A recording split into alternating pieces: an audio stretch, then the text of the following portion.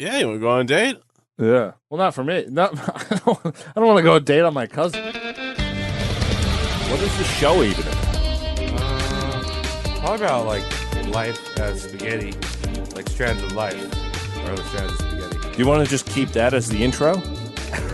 Hello, welcome to Roast Mortem, a show about things, spaghetti, life, all of it. We're all happy to be here, especially me, Tom.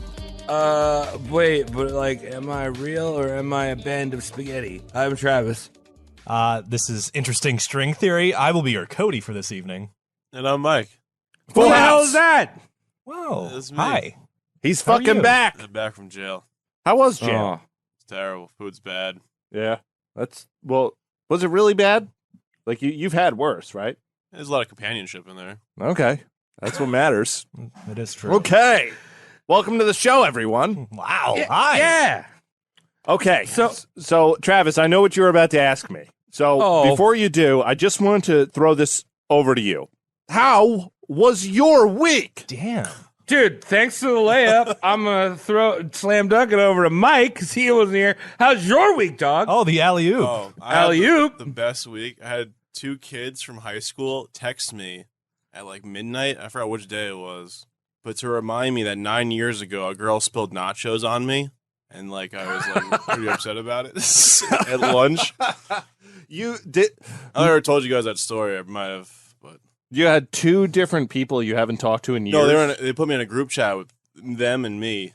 Oh, And they said there was a Facebook post, and they sent me the Facebook post that it was 9 years ago. this is how people know you at your school. Yeah. You were the kid who smelled like cheese and then got nachos spilled on This him. is probably the most embarrassing thing ever. I'm sorry to hear that, This Mike. girl's boyfriend was eating the nachos off my back, and there's like this good ass like fucking black girl, and she was so mad that she had tripped and like dropped her like lunch on my back. She was like mad at me. Oh, well. no. What did you say? You were pretty shy. You're still pretty shy. Oh, I kind of like just didn't do anything for a second. It like the way she dropped it, she like tripped. She was like carrying it like this.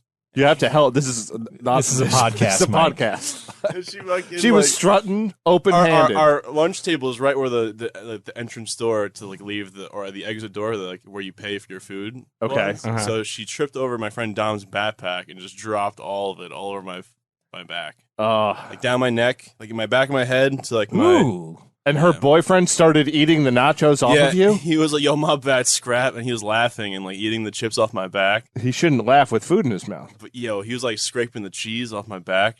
Oh. And I didn't do anything because I was like kind of like I like didn't like kind of like froze. I was like so embarrassed, and I like got up and I went to the nurse's office. They didn't have any clothes in my size because I was a heavy kid. Yeah, you used to be chunky. Yeah, so I had to beg my dad to like come pick me up. Mike. Cheese boy. Cheese boy. Cheese boys. in But the that was house. 9 years ago. That was crazy. Well, Time flies. And you had 2 friends to remind you of this recently. I guess they're more like bullies. I guess they're not. They're not your friends, I Mike. don't even talk to them on the regular. Like I was like out of nowhere, like kind of. Look, man, I thought it was tell funny, them you though. got an That older was cousin that hilarious. goes to the gym. They'll back off. All right, I'll tell them next time. Tell 'em next in, time. In 20 18 years. yeah, Yeah, exactly. Yeah, the Yeah, next yeah. time Mike is in high school. All right, well, actually, thank you for that story. That was That was potent. Mike. opening up the show nice on a high note. Oh, little shit. cheesy, A little snacky. to that. I don't know. Grab a bowl of popcorn Yeah. as Travis tells us how his week was. Layup. Hey, Cody, how was your week? That's how you do basketball, right? You're confusing a lot of basketball terminology, and me being a nerd still irked somehow, even though I don't know too much about basketball. How was my week? My week was just fine. Like, I take that back. I'm fucking frustrated because, like, the goddamn like community I live in, like, recently, like, paved their roads. Did I tell you guys this story? Oh, You yeah, told you're this story on trapped the in your last house. episode. Yeah, you told this episode God on damn George it. Washington Part 3. So, do something else. No, he's gonna stuck pull- in his house still. Yeah, I'm still stuck in my You're house. still Come stuck back in the to me. house. I'm going to pull a mic and come back to me. Yeah. Well, speaking of which, we did just record that episode a few days ago, and since then, nothing has happened in my life. So I can relate to that. I think someone else might have a great story for us. Travis, how was your week? Offsides. Tom, you have to tell me your week. Okay. This is confusing now. This week, I upgraded / downgraded the podcast rig. Very exciting technical stuff. No one cares about this stuff. Zwick cares. He's just going to cut this out because this is bad podcasting. You know what's good podcasting? Travis's week. Let's get into that. This is just a pissing contest, isn't it? Yeah. All right, I guess the ball's in my side court pocket. Tell us I gotta already. take it to the rim. All right. So, what did I do this week? I don't know. I watched a bunch of documentaries about mummies. Shit. I just been working a bunch, dude. I see it's boring, man. I watch mummy movies and not The Mummy with Brendan Fraser. Just mummies. That's gonna be rough. Man.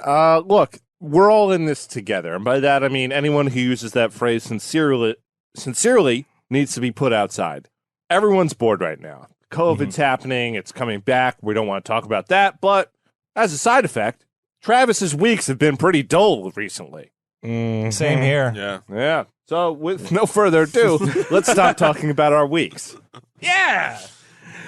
Wow, Tom! Mike, thanks for saving that segment. Jesus Christ. Yeah, the only interesting thing happened 9 years ago. Welcome back, my dude. Oh yeah, good Fucking times. savior. Hell yeah. Tom, who's on the rimp dimp dibbly bompy boopy boy? Okay, let me tell you who's on the chopping block tonight. So tonight, if you already clicked on the episode, it's Cary Grant. You know who it is. Do you know Cary I Grant? recently realized somebody might be binging on autoplay next, and only just now found out it was Cary Grant. Well, that's fine too, because it's Cary Grant. Okay, Oh. so let me pose a question. This is a male-oriented question. So all the guys at home, you can think about this, and all the girls, you can fawn just thinking about Cary Grant the entire time. When was the last time you looked at Cary Grant and then didn't somehow evaluate your own self-worth as being a less than human? I always get Cary Grant confused with all the other 50s guys that have square chins. Yeah, dude. yeah, yes. Cary Grant is a dude. Mike, I'm gonna pull up a picture for research. That's Alex Jones. Don't look at that picture. Wait, he's Alex Jones too? No, I was just watching Alex Jones stuff before. This guy. Yeah, this guy. This fucking sexy bastard. Yeah, every time you look at that face, don't you go, kind of wish I had that going on? Yeah, a little bit. Yeah. I really. Yeah, the suit is pretty cool. That's what Cary Grant is. He was always well dressed. And James Bond or some shit looks like him. He was never James Bond. In fact, No, Sean Mike. Connery took his style from Cary Grant. Rest in peace, my dude. Rest in eggs. That just happened. The end of man talk. No more man No one talk. can talk like men anymore. To be fair, man talk's been going downhill for a long time. Not that we're on a crusade to bring it back, but we will have fun. Sure. Now, if you don't know who Cary Grant is, I'm sure you can look him up real quick. Hey. You don't know either. Okay, you guys have never been. You don't have it. Okay. Yes, You need to know who this guy is. Okay. That's why I'm here. Yeah, I'm here to learn. I'm teaching. So he is the least cartoonish looking lead man in existence. Now, Travis mentioned before, he's like, oh, but he looks like all the other guys. Everyone looked like him. Oh, shit. Gotcha. He was the guy. He was like the trendsetter. The logo. He was beyond trendsetter. He was perfect. He is nothing short of being a miracle on legs. Damn. This man. So he's like when you go to the supermarket and you're buying eggs, and then you get the one that you have the luxury that somebody already opened that egg for you, and that's the one you buy because he's the best one. Yeah. Well, this guy was so Pre-shelled perfect. egg. Yeah, this guy was so perfect that Travis, I have a lot of confidence that you're going to have a lot of heavy lifting to do to make this funny, because this guy wasn't that funny. But what he We'll fix it. was fantastic. I'm actually A good person, actually. He's a good person. And what I'm doing here is that I started doing the research. I'm like, this is one of the best stars in Hollywood. He's number one in my book. Love him. Bring him back, baby. North by Northwest. To Catch a Thief. Classics. Absolute classic. Oh, yeah. So this script is kind of, instead of shitting on him, it's like written from a point of jealousy. Okay? I'm putting it out there. Okay. Well, Tom, you mentioned heavy like a- lifting, and I just want to say that's what I call walking for me. Heavy Okay. lifting. Every step. I relate with step I take. Did you just make a fat joke about yourself? Yeah, dude. Nice. Very cute. All right, so anyway, back to Cary Grant. According to the American Film Institute, he's the second greatest male star of the Hollywood Golden Age. Humphrey Bogart being the first. Personally, I would never trust Humphrey Bogart and wouldn't leave my girlfriend around him too long. He looks like he's going to do something bad. As much as I like him. I'd do invite like him over really for a like sleepover. He'll smoke on you until you're dead. Oh, but that's cool. That's what you That's like. good. Look, either way, that's exactly what Humphrey Bogart would do. If you brought him over for dinner, he's going to use your girlfriend as an ashtray. He's gonna hump your girlfriend. Cary Grant's going to have great conversation. He's going to be a gentleman. So we're going to talk about a gentleman tonight. Like I said, a little caveat, not a lot of juice going on here. So this is coming out of straight jealousy for me and admiration for a man who is more than I will ever be. And I'm glad he's dead for that, because now I have a chance to be in the upper realm of society, per se. With him in play, it was never going to happen. Cody, how many Hot Pockets do you think this guy ate? He was probably too manly for that. Yeah. He probably just didn't even partake once of the forbidden pocket. All right, but Cody, here's the thing, though. Back in the day, they used to wrap the Hot Pocket in asbestos so it would cook better. So super manly. That's true. I forgot Ubermensch. about that. Beautiful. Okay, let's get into our Sure. boy here. Okay. Cary Grant was born as Archibald Alec Leach, January 18th, 1904, in Bristol, England, to people he called parents. Now let's talk about those people. Did they suck because he was a leech? Yeah, his parents were terrible. This is a fun... Yes, child abuse. What we'll be doing here is a fun story that's going to peek at his success, of which we'll talk a little bit about, and then we'll get into some trivial things, and then he dies. That's how this story goes, okay? All right. Such is all life. right. We all know he's dead. He's on the goddamn show. It's not a spoiler. Okay. Sorry, my printer wasn't working. I have to read off a screen again. Oh, like Terrible. a peasant. Acceptable. Yes. His parents were Elias James Leach and Elsie Maria Leach, who were both, they both worked in clothes, believe it or not. He was clothes. he's one of those guys who he wasn't a tailor, he would press suits, you know? Oh, okay. Mm. Yeah, he'd crisp them up so when you left the place, you looked like a playing card. Hey.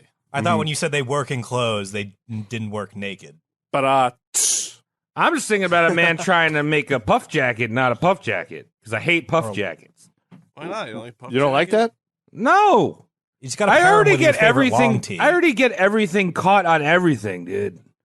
Yeah, true. I just want someone to press it down so I don't get caught. So you you like walking panini. our Yeah. friend Elias here. All right, I like this guy. I like So where now- the leech he's cut This from. is his father, yes. Now, Elias always had dreams of working in entertainment. He was talented, but never really worked out.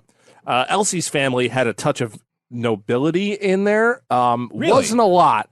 This is not royalty, it's nobility. So bloodline doesn't mean anything. She probably, her great-grandfather probably picked up a shoe for a royal person and willy-nilly'd his way into some money. Anyway, Elias was somewhat of a failure to Elsie's family. They were like, he's kind of got nothing going on, and he's 33, and you're not even close to that. You're 12 years younger. Come on, find a different one. But the one thing that Elias had was this fucking looks. Where do you think Archie gets it from? Oh, Wow. Fantastic looking man. He was very handsome when you showed me a picture of him. Cary Grant, Yeah. you're going to have good dreams tonight. I am. I think I like his chin. I like chins. His chin basically looks like a woman's rear end. Yeah, So Oh, it's that's why got a I cleft. like it. it's a beautiful. Cody, you should pull up an image of this man goddamn and just fine. stare into it. I wanted you to paint a picture, but People we'll do know it. who Cary Grant is. You're on the outside by not I knowing. know. I wanted you to take me inside. But think about how many people have the chin of a well proportioned woman, and we just wouldn't know. People are too hairy nowadays. Yeah. Yeah, that's true. Everyone thinks beards Yeah, he's are in. handsome as fuck. He looks like the actor from Mad Men. Yeah, the Don Draper fellow, Yeah. Jonathan Hams. Jonathan Hams. Yeah, everyone wanted to be this guy Yeah, back look. then. You know, so anyway, to continue. Sorry, I'm going on tangents here because of the handsomeness. I'll pretend I'm talking about like Whoopi Goldberg or like It is overwhelming. or like I don't know, someone that's not as Danny DeVito. yeah. I don't want to dwell Steve on their Buscemi. looks. No, he's very handsome. Danny DeVito is very handsome. Don't I wouldn't talk say about Whoopi my Goldberg baby boy is like very that. ugly either, but it's also like, all right, moving along. Elsie was also a beautiful woman. Elsie saw this, Elias saw this lovely lady, and he was like, oh, your family's got money. That's cool. You're hot. Yeah. Okay. I don't really need these dreams anymore. I could just do this dry cleaning shit until her parents die and then have a nice inheritance to eat off of. Who the fuck needs dreams? Isn't that the Yeah. dream in itself? Yeah. Well, you just bank your dreams until someone dies, and then you have dreams. Right. Now, here, Dream extra hard.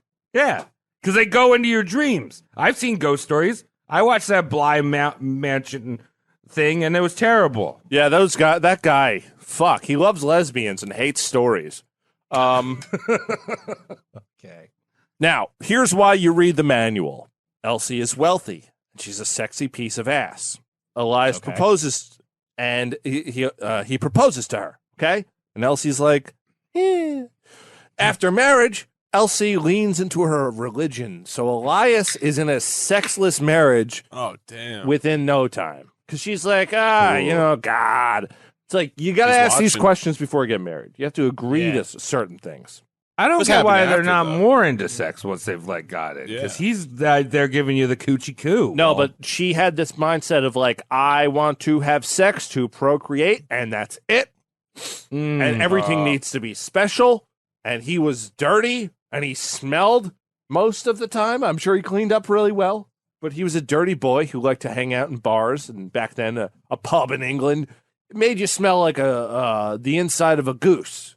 So he wasn't really fit for her. She always looked down at him like right off the bat and never put out. So Damn it. let's see. So they never spend any time together. She goes out to her churches and Bible meetings and bake sales, and he goes to the bars and pubs and theaters to see vaudeville people. Elsie saw vaudeville and entertainers as such as Satan's work. And she also saw her husband's misadventures as an explanation for the tragic death of their first child, John William Elias Leach. On February 9th, 1899, John was born, and Elsie now had a real man, an innocent man in her life. She's like, oh, he's nice.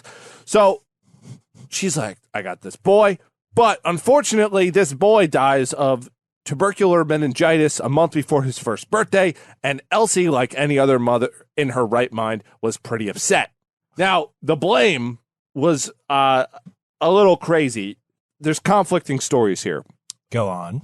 So there's a story that goes, it wasn't tubercular meningitis. The boy was cut when she slammed his fingers in a door, and then he got gangrenous and died. Oh, And she blamed herself. Oh. Or the other story is that he got tubercular meningitis, and she blamed it on Elias's behavior. It was punishment. the consumption. Oh. Yeah, so they didn't talk for a while. But then, as you do when you're sexy enough, it doesn't matter. God's veil of purity will disintegrate from time to time, and he's going to get in there, and he's going to explode. God will guide you. Yep. So, in God guides 1903, Elsie gets pregnante once again. Travis, what were you saying? I said God guides you. He's the ultimate fluffer. He'll He is grab the you by the pee-pee, fluff your balls, and insert you.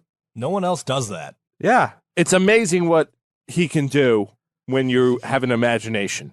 Anyway, He's chocolate all on your holes at pillow. once. Yeah, right. all of them. So Archibald Leach is born, like I said, January 18th, 1904.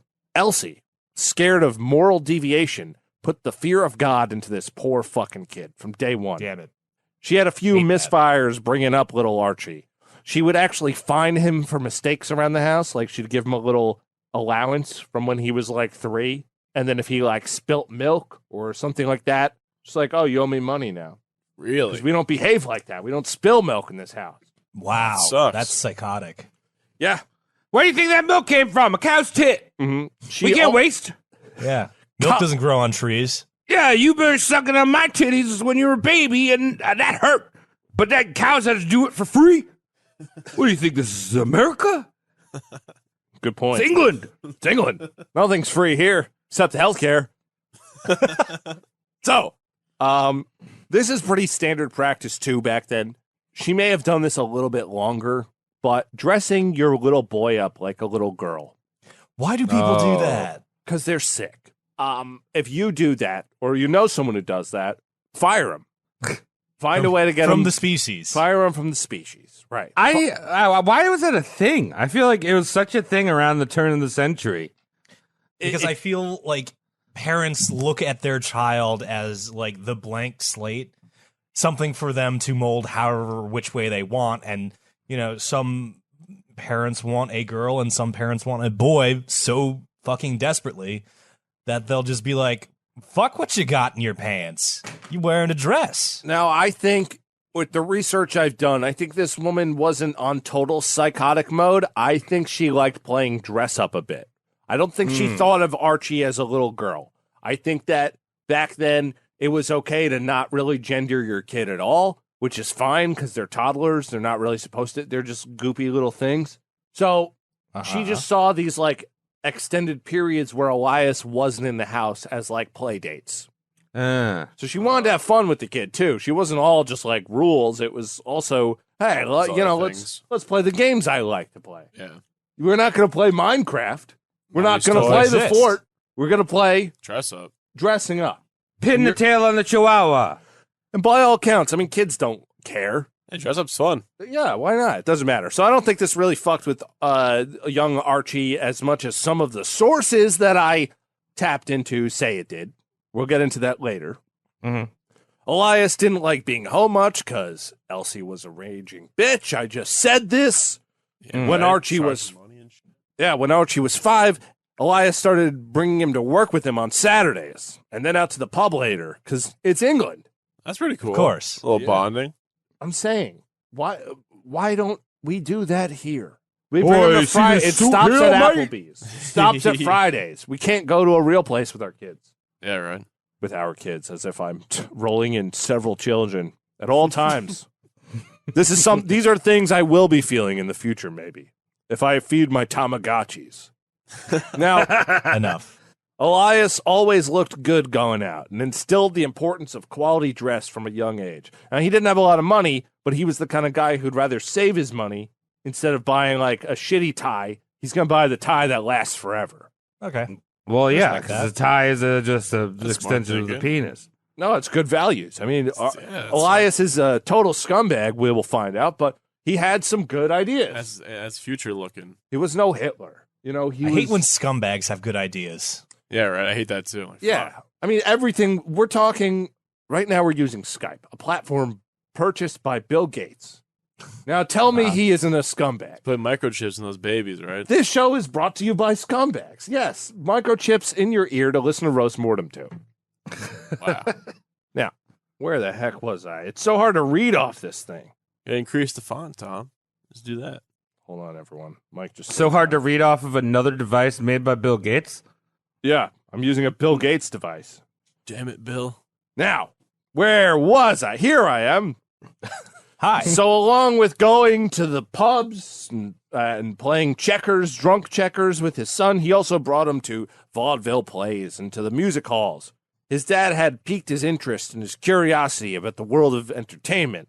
Within no time, Archie was sitting at the piano at the local pub, banging away, and his father was like, yeah, play that chord. Play this one. Play old McDonald owes me money. Gotcha. So Elsie found out and wanted, she was like, all right, he can't be the good parent here. I put too many hours into this kid. Like, he shows up see, for a he's little bit. shining. So she out parents him. So she asks her rich parents to buy a brand new piano for the living room so Archie could blast around and be like, yeah, this is quality. And she stressed, like, I learn classical stuff because, come on. And he's like, no, I want to play like ring ting ragtag times. You know, I want to play Raggedy Andy music. Bar music. Okay. Shit. Yeah. There you go. But either way, he was a pretty good piano player his whole life. But as we don't know him for his fingers, do we know? I mean, some people know him for his fingers. But I'm sure a lot of people know him for his Maybe. fingers. You never know. Well, We do know. Do we know? This man is a finger fanatic.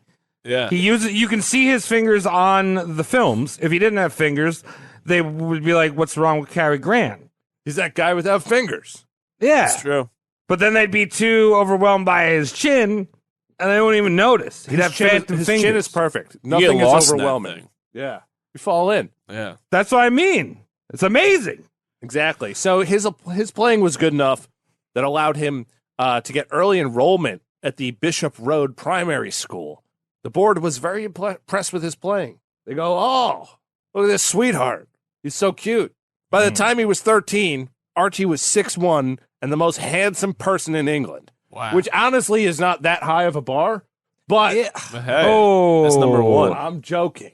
That's Come not. on, they got Benedict Cumberbatch. He's not handsome. He's He's talented. weird looking. he looks like Mike in a funhouse mirror. that is true. He's talented, though. No, I'm kidding. There's plenty of very sexy British people. But he was just handsome. It's just you could tell from a young age. Look at Chris him. Look at Farley him. Chris Farley was from the United States, He was handsome. and he was via handsome. England. United England, yeah, All right. sure. I don't know where you're going with that, but we have Hugh fun. Laurie's handsome. He's very handsome. Yes. So most of the time, I just want the rest of the show to be us naming handsome British people. We can make our own podcast series. there's Oh, hell yeah. there's loads of them. I mean, Graham Chapman was so handsome that he David got Beckham. and he got it. You know, he did it. David British, Beckham, right? he did it. Yeah, he's British. Oh shit. I can't think of any more. The guy Robert Plant, right? He's from the Led Zeppelin. He is British? he's a woman. Abraham Lincoln. Abe Lincoln was pretty hot. He was pretty Abraham hot. Lincoln was Yeah, So sideburns. smoking. That was crazy. Guys, sorry, I don't want to play this game anymore. I want to tell a story. Okay, All right. can you get on board? yeah. Yes. We'll see. Now, most of the time he's at school, leaving the parents. Lots of time to hate each other. Elias smacked her around a bit, and Elsie specialized in asking for it. Eventually, Elias said, "Fuck it, I'm moving to Southampton to work at a uniform factory." Oh, cool. He couldn't afford a divorce, so he just kind of moved. He's like, "I'm not doing this." It's fucked up. Well, I mean, if you got someone who's asking for it that much, If you're a man that knows how to press, you're a man that knows how to impress uniforms. yes. Right? Is that a slogan? I press. Almost you made a joke impress. there. Southampton's No, nice. That why was I'm his making the business slogan. card. That's what it said on his business card, Yeah. and he had the bigger size one, so Yeah. it could fit all that. Oh shit. Yep. Yeah, they were the metal size, the metal ones too.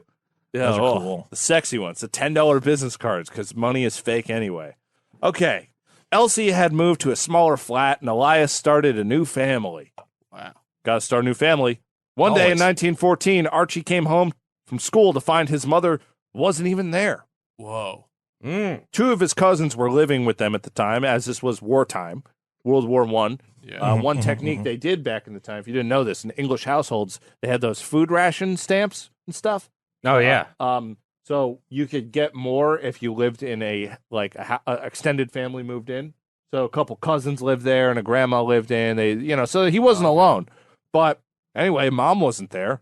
So he's like, "I'm 10. Where's my mom?" She wanted more burgers for herself Yeah. Well, on the ration card. this could be true.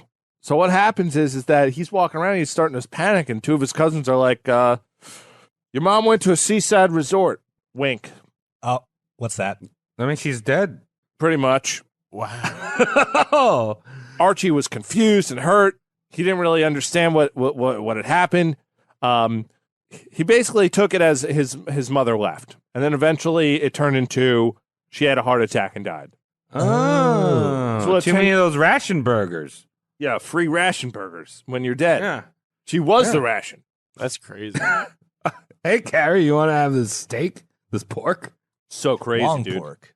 So Very, very sad. Sorry, I'm imagining a child as beautiful as he probably was crying.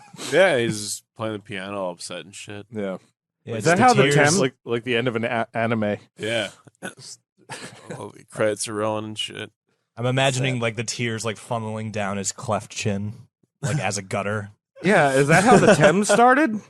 The Thames started in 1914. The rich history of the Thames. Didn't exist before then. Nope. So he was overwhelmed with guilt at first because he's like, oh, my mom was so stressed out, all these things. I drove her away. I drove her to die somehow because that's what kids do. They don't know any better. Yeah, they do that. Yeah. So apparently he went a little Oliver Twist for fun, started stealing shit and acting like a hoodlum. Now, the neighborhood felt bad for him, so they didn't really tell on him if he came by and stole some bread from a cart. They were like, his mom's dead. Oh, there's terrible. Cary stealing our onions again. Yeah. Let him be. So one source says he was a good thief, and the other one was just like he didn't steal anything of worth, and no one really cared because they felt Not a for good him. thief. You know, he's a nice kid, and it's tight-knit community. It's wartime. They're like, whatever. What is he going to do with those raw onions anyway? He's going to eat them raw? Just gonna eat him. Well, his grandma was living with him Steal in a very bread. cold house. So the neighborhood, like I said, kind of felt bad. They didn't punish him. They even awarded him a scholarship to a nice secondary school at this point. They're like, you can go somewhere now.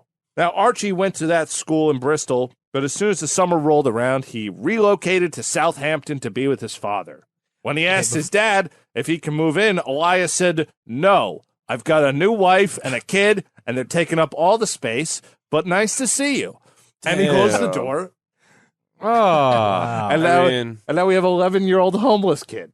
That's who we're really? talking Wow, about. he's 11 Yes. years old, and you're like, nah, like this. I got new family, new kids and shit. Yeah, I got a kid I like. I don't know about you. You didn't play Oh. piano that well. Wow, That's that's like fucked Louis up. Armstrong. What Yeah. happened to that boy? Yeah. Yeah, well, you I see. I like how they started a collection for just the neighborhood thief because he was that bad at stealing. You know what I mean? He's like, He might have been good. I don't know. Dude, honestly. he couldn't have been because they gave him a pity collection. True. You know what I yeah, mean? that is true. Also, this is England. It's not like he has a monkey like in Aladdin that can steal his fruits and vegetables for him. Good point. Not really.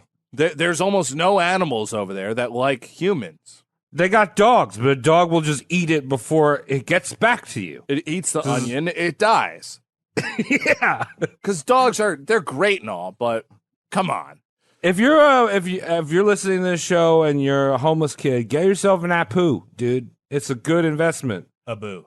If you're a homeless Apu. kid and you're listening to us, reach out. Maybe we'll care for a minute. Maybe we'll drop this whole shtick. Yeah, come on the show. We'll hang Don't. out. I really hope we don't have any homeless kids listening to us. Yeesh. Yeah, Well, everyone's if doing you well. are, I'll give you a free monkey.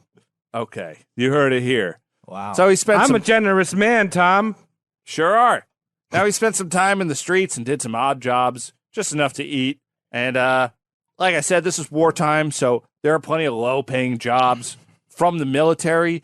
They do, we got to deliver these blankets to our troops that are going to go die 30 miles offshore. Let's get a kid to do it. That's what the jobs were like. All right. Keep All right. occupied. Good old days. No child labor laws here. And all the stuff like sweeping and painting and shit like that all went to kids too, because all the adults needed to go die 30 miles offshore. Yeah, you had to go learn how to do it.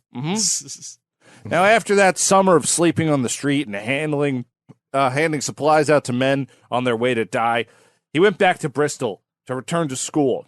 And he develops a love for Charlie Chaplin and begins imagining himself living in Hollywood, making movies, and sure as shit getting out of England. Well, he's got the necessary requirement, the looks, butt chin. butt chin. Mm-hmm. But chin. Okay. Now, here's some shit. Archie met the lead lighting engineer of the Bristol Hippodrome. It's a new theater that they had at the time. I think it's still standing there today. Wow. But the two became friends, and Archie started watching shows from the sideline, seeing how it all worked. The house manager of the Hippodrome also became friendly with Archie. He basically interned there for a bit, pulling curtains and helping set up and break down various show shit. They eventually hired him to be a lighting guy assistant. Then he began operating the limelights, then the main spots, which was going well. And then one day, a magician with a terrible act, not like a David Blaine, but like a guy in a cape who you want to kill. You said he had a terrible act, though. Yeah, well, it was such a terrible act that young Archie, who was using the spotlight, revealed the wrong side of the stage, which gave away the whole show. Oh, no. Everyone was laughing at him. And because No. back then people took magicians seriously, Big scandal. they fired him. Oh. Wow. The magician was Wait, like, they fired our boy because the magician just had someone standing on the other side of the stage like, he's not there. yeah, something like that. I don't know exactly what it was. And it was at the magician's request. Like the manager and the lighting guy, they didn't give a shit. They're like, oh, it's an accident. We're adults. And the magician's like, I'm a 50-year-old child. Fire this kid. He got his guarantee. Oi, I don't I'm know. magician Greg. I say fire the fucker. Right. I'm a magician. Wash my teeth. Turn into shit. Okay. Well, it didn't keep him away long. He started hanging out at other theaters and was even hired back at the Hippodrome on like a gig-to-gig basis. I think the magician was local and he didn't want to see the kid around there. Then he ends up finding a comedy group called Bob Pender's Little Dandies. that Sounds bad. that sounds like an Epstein group. Well, it surprisingly wasn't. But Okay. unfortunately, in 2020, everything sounds like an Epstein group. NSYNC kind of sounds like one now. Does. I don't know. Wait, what is the name of this Pender's Dandy Children? Bob Pender's Little Dandies. Bob Pender's Little Dandies. No, that sounds like an Epstein group, even if we were in like 1922. No, it doesn't. So it's a slap-still vaudeville group. They do sketches. Marx Brothers, think that shit. So Archie joined up with this traveling company. He was like, "Oh yeah," and Bob Pender himself gave Archie a permission slip that Elias needed to sign to take the boy out. So Archie forged the signature, gave it to Bob, and was sent to Norwich to practice with the troupe. 10 days later, Elias comes to Norwich looking for his boy. I think he was still keeping tabs on him. Okay. Elias. So you just didn't He wasn't abandon totally him. absent. He just didn't want him in the house. So And he didn't have a Get the leash. Fuck out of here. Mm-hmm. Yeah, so, a classic case of don't run away with clowns. Elias Fine. threatened to press charges if Archie didn't leave the company. He was only 13 at the time. He lied to Ooh. Bob Pender. You got to be 14 to do this traveling act, apparently. Oh, wow. Oh, got to be 14, not 13. Yeah, big difference. Big difference. He was fucking 6'1" at this point. Who gives a shit? Yeah, right. Archie Oh, went back man. to Bristol, never having been once on stage. He only met the practice requirements. He never actually went up there. Very sad for him. But it doesn't matter because he went back to school and was expelled quickly after for a slew of reasons. And then he rejoined Pender's with Elias's permission this time with a 3-year contract with a weekly salary. Hear this, Mike. 10 shillings and free board. Well, free board's nice. Yeah. 10 shillings. How much is that? Like fucking $200? I don't know. It's not. Maybe $50 today. Damn. week. Yeah, but free board. Free board. Yeah. Yeah, fuck it. I'm just imagining the scam artist that hands the kid a plank. Free board. Yeah. Free board. board. Oh my- Free board. This one You're has just a like nail my in it. dad. So he traveled with the Pender Touring Company for the next 2 years, all throughout the England and throughout some of the, what is that called? Europe. Yes. Yeah. Europe. Europa. That's Right. a So move. this is just after the war. So he's able to get over there and show his fantastic acrobatic skills out, which he has. He got him. He did it. Wait, he's an acrobat. Like he's jumping up and down in France. He's jumping up and down in Belgium. He's jumping up and down in Germany. Yeah. Like Scooter. Sick. Wow. Jumping all over the world. Bingus. Now, when he turned 16, the company was invited stateside by famous Charles Gillingham, the New York theater impresario, a man who I couldn't find shit about online, but apparently was Oscar Hammerstein's #1 competitor at the time. I guess Hammerstein just snubbed him out of history. Fuck. He hammered him. I found a and- few things. It was interesting that the book I was reading had talked about him so much, and then I really didn't find much online about him. Mm-hmm.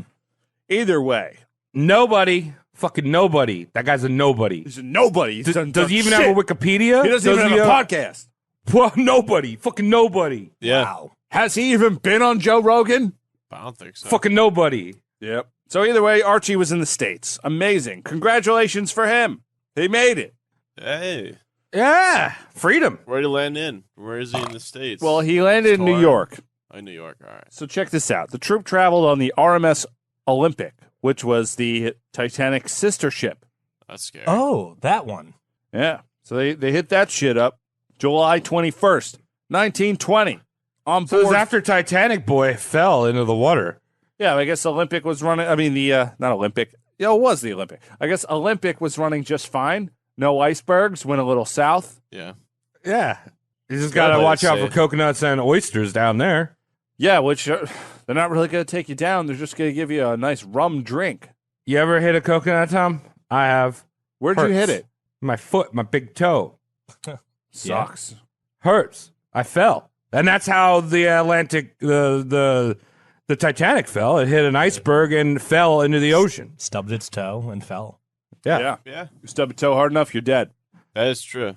So on board of the Olympic was famous actor Douglas Fairbanks and his new wife Mary Pickford, who were returning to the States from their long-ass honeymoon, as actors do. That's cute.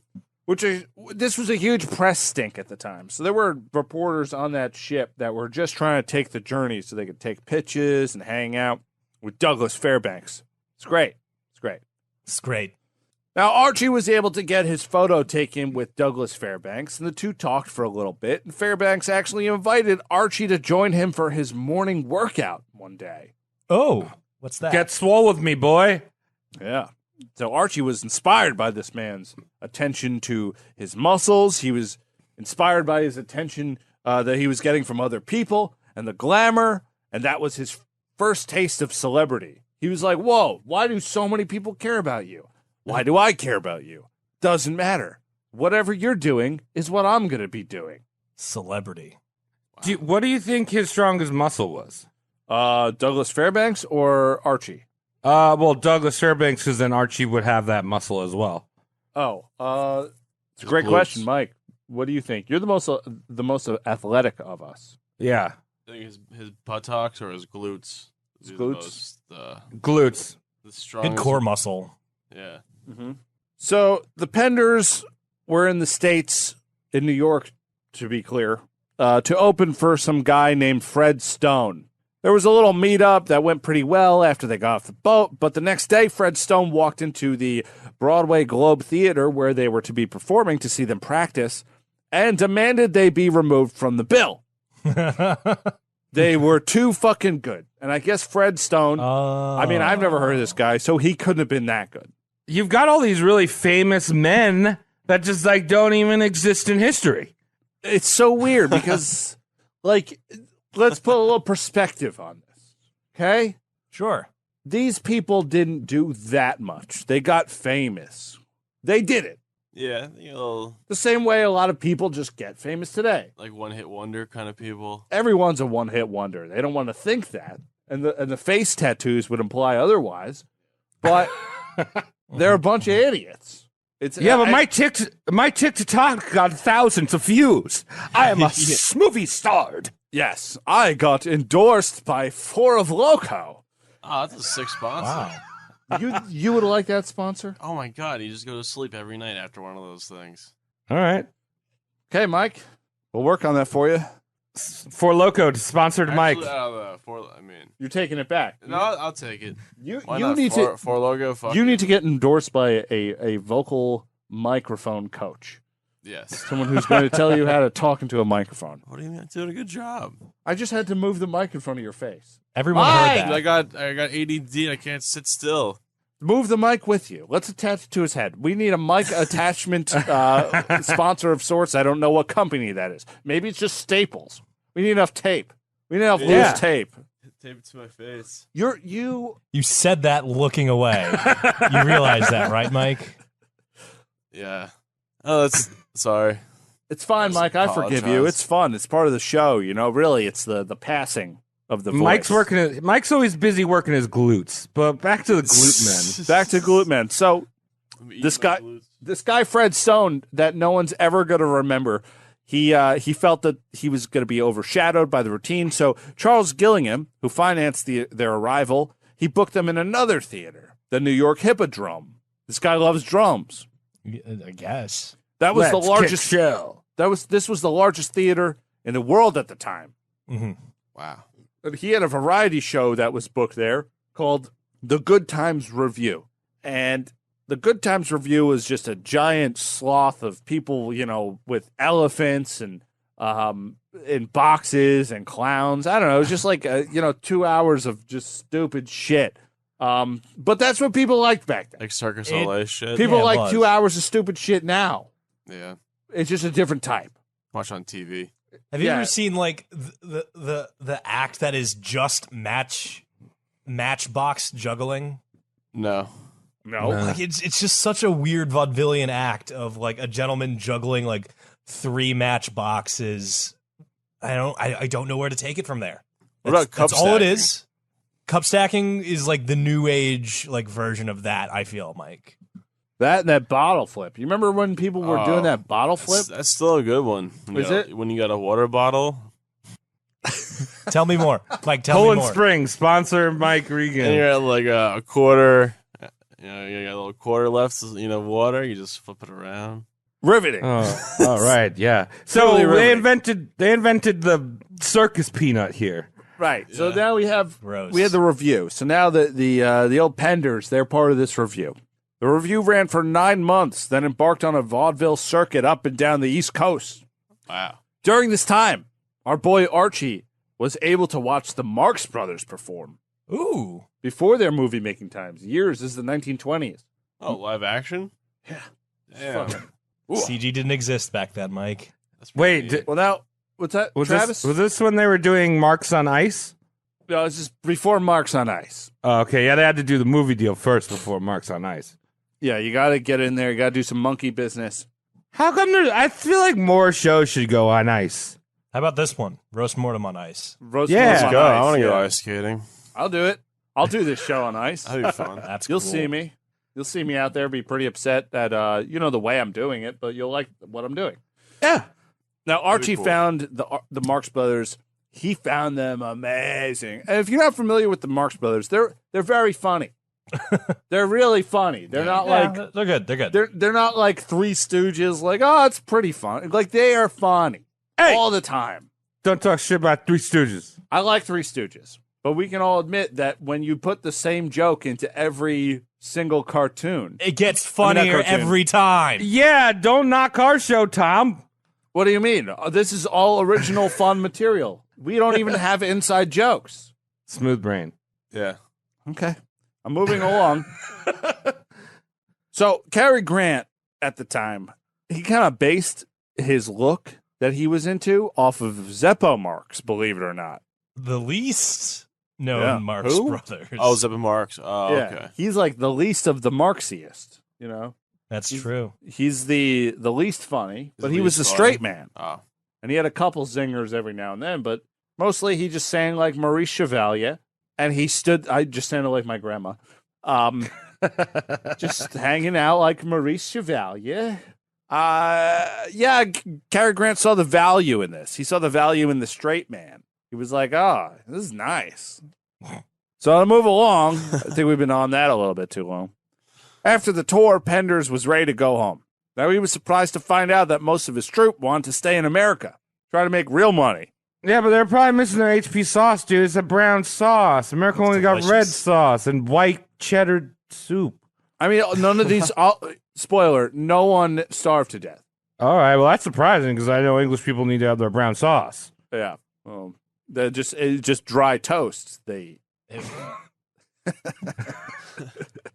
so The epitome Penders. of English cooking. Brown sauce. What kind of sauce? it's like ketchup with dirt in it. That's what the English love. Yeah, cat a little bit of sauce? sawdust in there. Yeah, just It's brown, dude. It's the flavor of brown. it is the flavor of brown. It's delicious. I like that dirt. I don't mean to speak ill of British cuisine. So Carrie's giving, or Archie's giving up the brown dirt. Yeah, he's giving it up. He's like, I'm staying here. And he talks to Penders, and Penders is a nice dude, and he gave all the people who wanted to stay there the equivalent of their travel money and a little extra to help them settle in. I What a also nice love, man. I love the fact that this is back in the day when you're like, oh, you want to just live in America? Sure. Do it. Or like, you want to just live in Europe? Sure. Well, back then it was like everything is expensive now, you know? Like it doesn't make any sense. The cost of living is stupid, for lack of a better term. Like there's no but freedom, there's no mobility. There's also no idiots running after you like, where's your paperwork that I need to see? I need to see a paperwork and W-2s. Regardless of that, I can't easily pack up and move to a cheaper place in the States. Canada? Or North Dakota. maybe. North Dakota, I can move. Well, Yeah. choose any place, right? It's hard to move there Yeah. if you're not finding it. I'm gonna shut up now. I'm not trying to be preachy. Everyone lives, okay? All right. So Archie's Everyone's eating alive. ranch. Everyone knows these things I'm saying. Why am I saying it? I've had drinks. That's why I'm saying it. Shit was different back then. Shit was fucking It was cooler that. back yeah. then. And More by that, I real. mean It was more real. there was a lot more hate in people's hearts, Yeah. but there was a little wiggle room. It was hateful but real back then. It was real. It was Yeah, like, now it's damn. now we have something worse than hate, Yeah. which is brainwashed. which is Compassion. ridiculous. Too much compassion. Ridiculous paperwork. Okay, moving along. Now we have Cary Grant, loose in America. He splits from the rest of the group, explores New York City, but by the fall of 1922, he was broke and he didn't really have a job. So he moved in with a friend, R.E. Kelly, who was involved in the world of set design for Broadway. Oh, that's cool. Now, R.E. Kelly was a brave character. I'll tell you why. Did you want to know? Let's hear it. Okay. Yeah. Now, he was an openly gay man. Whoa, And I didn't do that. And in the 1920s, people liked to not like gays. That was their thing. You know, they were just like this. Way to Very dance anti- around Yeah, that. I can see that. Very hateful, as we were saying As I before. mentioned before, yeah, a lot of hate. Yeah. Yeah. Even So- on Broadway. So this is a gentleman who's brave, okay? He comes out, he's just like, I'm this kind of man. I'm going to go work here where they accept me more. That takes Yeah. some, I guess. I say so. Post-mortem to this boy. We're going to talk more about this later. All But right. there's the reason there's so many like scandals involving like bisexuality in Hollywood and stuff like that is that because people were so up their own penis holes about other people's bed stuff. Now, Yeah. a straight guy is always going to think the term suck a dick is funny. Yeah. Yeah. That doesn't mean you're hateful. You know, that doesn't mean Yeah, you doesn't shouldn't mean- do like, it. yeah, Back the- then there was a lot of hate, you know. Yeah. There wasn't that Yeah. freedom. Back So then a was man like Artie violent. Kelly coming out and going, I'm gay and fuck you. That's good guy. Brave. Good guy in my book. So these two were probably in somewhat of a relationship. Wait, they didn't have bunk beds? They had the may have Murphy slept beds. on top of each other, but the furniture No might have wood? been not a bunk bed. Okay. Cary Grant, throughout his entire career, is he's got to be at least bisexual. Okay. There's a lot of rumors going around, but he's private. He's a private guy. We don't know exactly what he's doing. What we do know is that he did like the company of the men. To what extent, we're still finding out. And by that, I mean the door's closed. It doesn't matter. Or if they're sleeping head to toes, you don't know. They might be. And I respect that, too. I respect It's a every long direction bed. you want to sleep. Just take care of yourself. He was out one night and had a cuddle for warmth. Well, either way, you got these two guys, and they're sleeping together, and they're probably kissing, you know, and that's fine. That's fun. Now, the reason I bring that up and I bring up the fineness of it is because in one of my reference books here, it's called Cary Grant, a biography. The author, Mark Elliott, really rails into Grant's sexuality. Okay? Nothing really scandalous happens. He's not like a Marlon Brando type who like rapes people in their sleep or whatever he did. Yeah. But this You guy, did it. Mark Elliott, the guy who writes his book, like he writes the book as if he's some kind of gay icon, which I do take issue with because he seemed to just not really want to speak out about it that much. And we'll find out down the line that like Cary Grant is a fluid, perfect man. He's just doing whatever he wants. I mean, there's right? a lot of people that like his chin or his cheeks or the weird little dot on his face. Right. It could So be I men. didn't appreciate. It could I didn't- be women. Exactly. So I didn't appreciate this fellow writing all these things that like how maybe not gay icon, but it was like there was so much focus on it Right. Yeah. that I was like I was definitely turned off to this guy's writing because he wouldn't fucking shut up.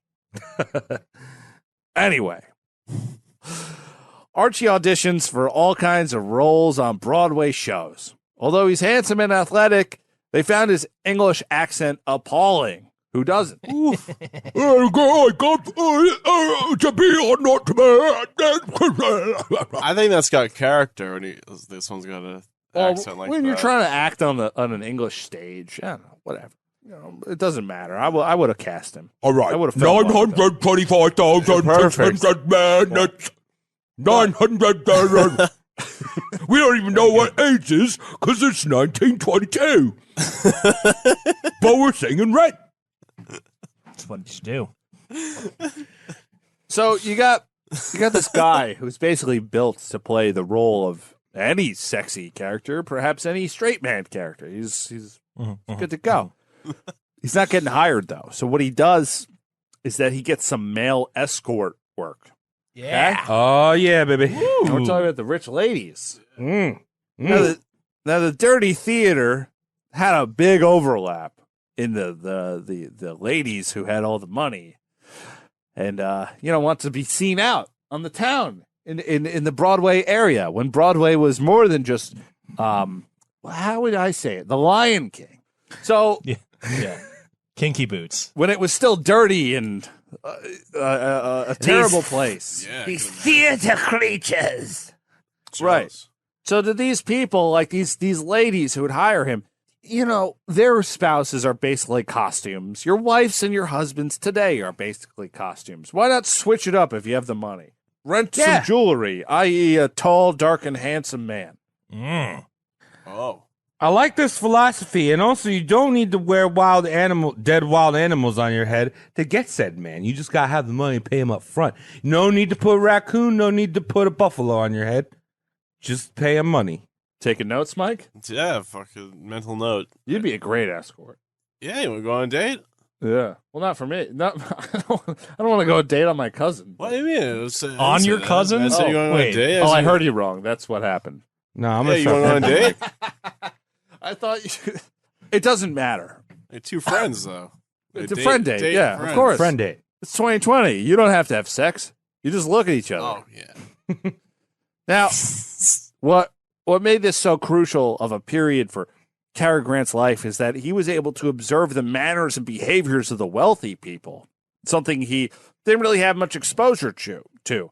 He used a lot of this in his later acting roles. He got all sexy and was like, "Oh, I know the finer things in life." He did this escorting bit for a while, so he knew how they wanted to hear it, what was coming out of his mouth. So one night, while bopping around in some upscale party, he met a fellow named George Tillow Jr.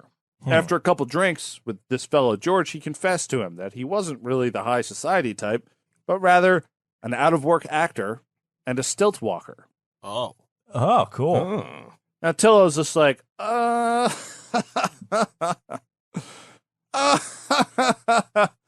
might have some work for you. That's a quote.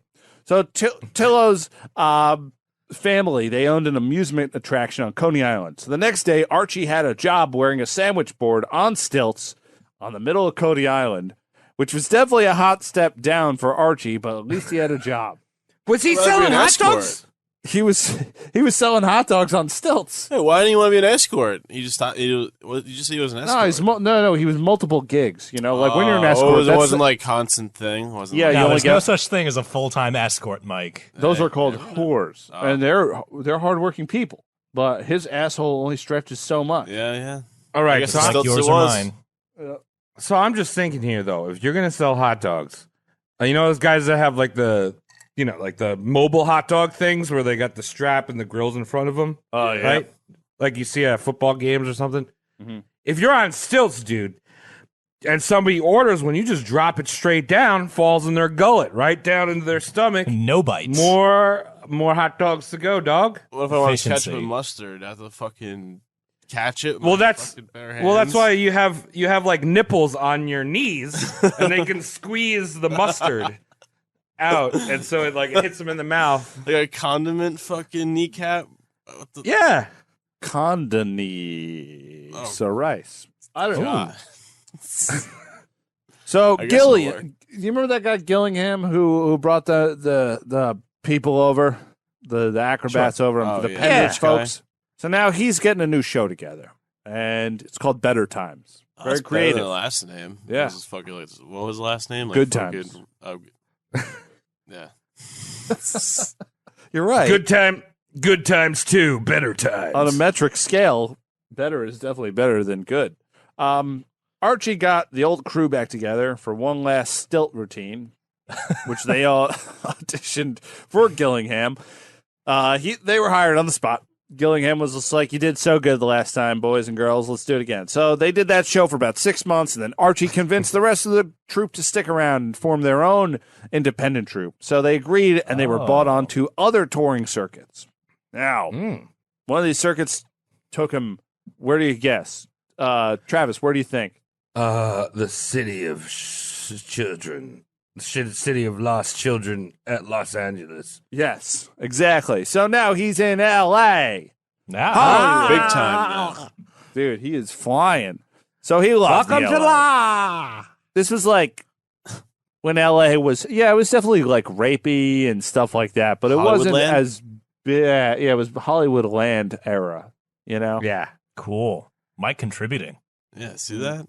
He's got the juice. All right. So at one of his shows that he's performing with, Douglas Fairbanks, the famous actor from The Boat, he recognized young Archie in the paper. I'd recognize that buttocks anywhere. Yeah. So You've been Fairbanks, working on your glutes, boy. I can tell. Yes, I have been. Thank you for that. Or, yes, I've been. Thank you very much for asking. That's how he probably talked at the time. Fairbanks invited Archie over to the set of his latest production. He was amazed. Firstly, Archie was amazed that he recognized him. It's just like, you remember? He's Wow. like, Douglas Fairbanks was a very gracious celebrity. He was a real deal. He's just like, I like to act for the people. I like to talk to people. So that's what he did. He's a thespian. So Archie goes and checks out this movie that Fairbanks is working on. And he's just like, oh, fuck. I got to do this. It's called Two Girls, One Cup. What? Yeah. I got to stop dancing on ladders. Yeah, right, that's for fools. Yeah, I got to get in the movies. This shit is sick. His And first even on part in movies he's was right. a stilt walker. You know, it's fun too because like he invited him by and then he actually hung out with him on set. He was just like, I'm the star here. This is my guest. Everyone meet my guest. He walks on his hands. Excuse me, Douglas, why is your guest 8 feet tall? Oh, so he's he's on wearing- stilts in the he's- movies. Oh, shit. Yeah. No, I He actually just don't decides know. to wear stilts all the time. He's a method actor. I don't even know if we've invented that yet. He was actually there was some misinformation spread here, according to Mike. I don't think he actually wore stilts in movies, but he did wear stilts when he was. Cody said that before. His first gig was stilts in a movie. Have you ever trusted Cody before? Look Would at you this start now? face. He Never sounded trust convincing it. when he Does- said that. So Does he look shit. at all like Cary Grant? I love Not handsome. that chin. Getting The lost chin. in He's it got over the here. chin. Yeah, that's why he grew that goatee thing. He's growing a butt chin. Get him. Growing a butt chin. My worst nightmare. So Archie's troupe, they finish their L.A. show. And they head back to New York. And dreaming about L.A., Archie's like, I'm going to make these films. So he goes back to New York for a bit. He's got it. He's got nowhere else to go. He starts escorting again. Oh, nice. Is it? I mean, for him, actually, maybe. Yeah. Dude, I So- think it's I gotta great, think dude. about that. So while he was over there, he's got this escorting thing going on. And the other gig he picks up, which is kind of funny, I didn't know was a thing. Apparently in movie theaters in the 1920s, between the shows, the actual movies, they used to have people just dancing. That's pretty like, cool. just, I don't know, like movies come out. Like now we have Eminem rapping at us thanks to Yeah. Kardashian. Science and shit. Yeah. But yeah, between all the movies, there would just be people dancing. Shit was real back then. You had to interact with people in the movie theater. You could throw an egg at him. Yeah, it's fucking Yeah. someone. Yeah, back so then. Cary Grant was one of those guys. He got a job dancing between movies. That's cool. I want that job now. It sounds like fun. I'm not saying it. I never heard of it. Well, I think nowadays it would be more of like a home subscription service. So you would pay for your Netflix subscription, and then you'd pay the extra $5, and I'd come to your house and dance while you were not watching Netflix. Well, Like, yeah, baby. Okay. You want to play Netflix? I want to go home. Yeah. sir, you sure you want this package? You're on food stamps. I don't know. There's extra Where's your $8 a shirt? month. What kind of dance is it? He's just like shaking around. It was him. It was a guy-girl duo, and they just did a little jazz, ragtime dancing. Yeah. Like the old school shit. Right. So now Archie, he tries to get more roles and stuff. Vaudeville is still very alive at this time. There's the movies, but the features aren't like the big hit yet. So he gets some roles in some vaudeville sketches, playing the straight man, of course, because he's on that Zeppo tip. Mm-hmm. Now, while he enjoyed playing these roles, the directors of these were actually wary in hiring him because he looked too handsome to play the dumb schmuck.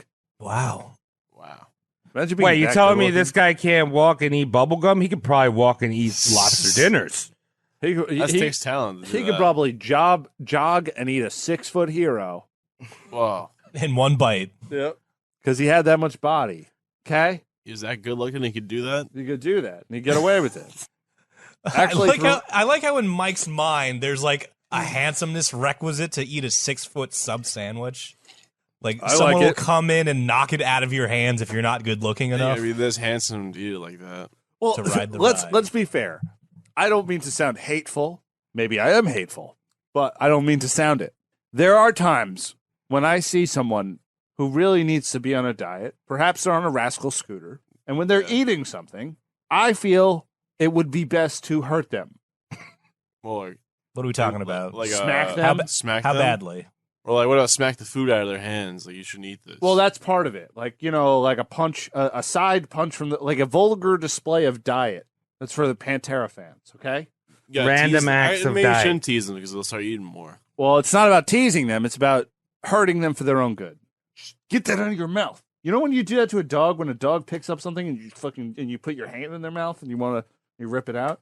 That's what I want to do to some of those people. Cary Grant is the opposite of that. Anything he wants to eat, caviar to Taco Bell. Amazing. Want a full metal Don't do it. jacket him with the soap bars of soap and shit.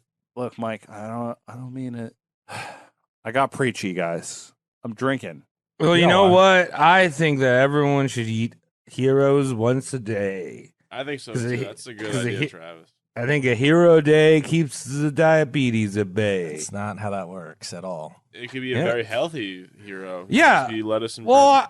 What's your favorite ju- hero, Mike? We're going to take a Oh. tangent, and our audience is going to that's turn it. it off right now.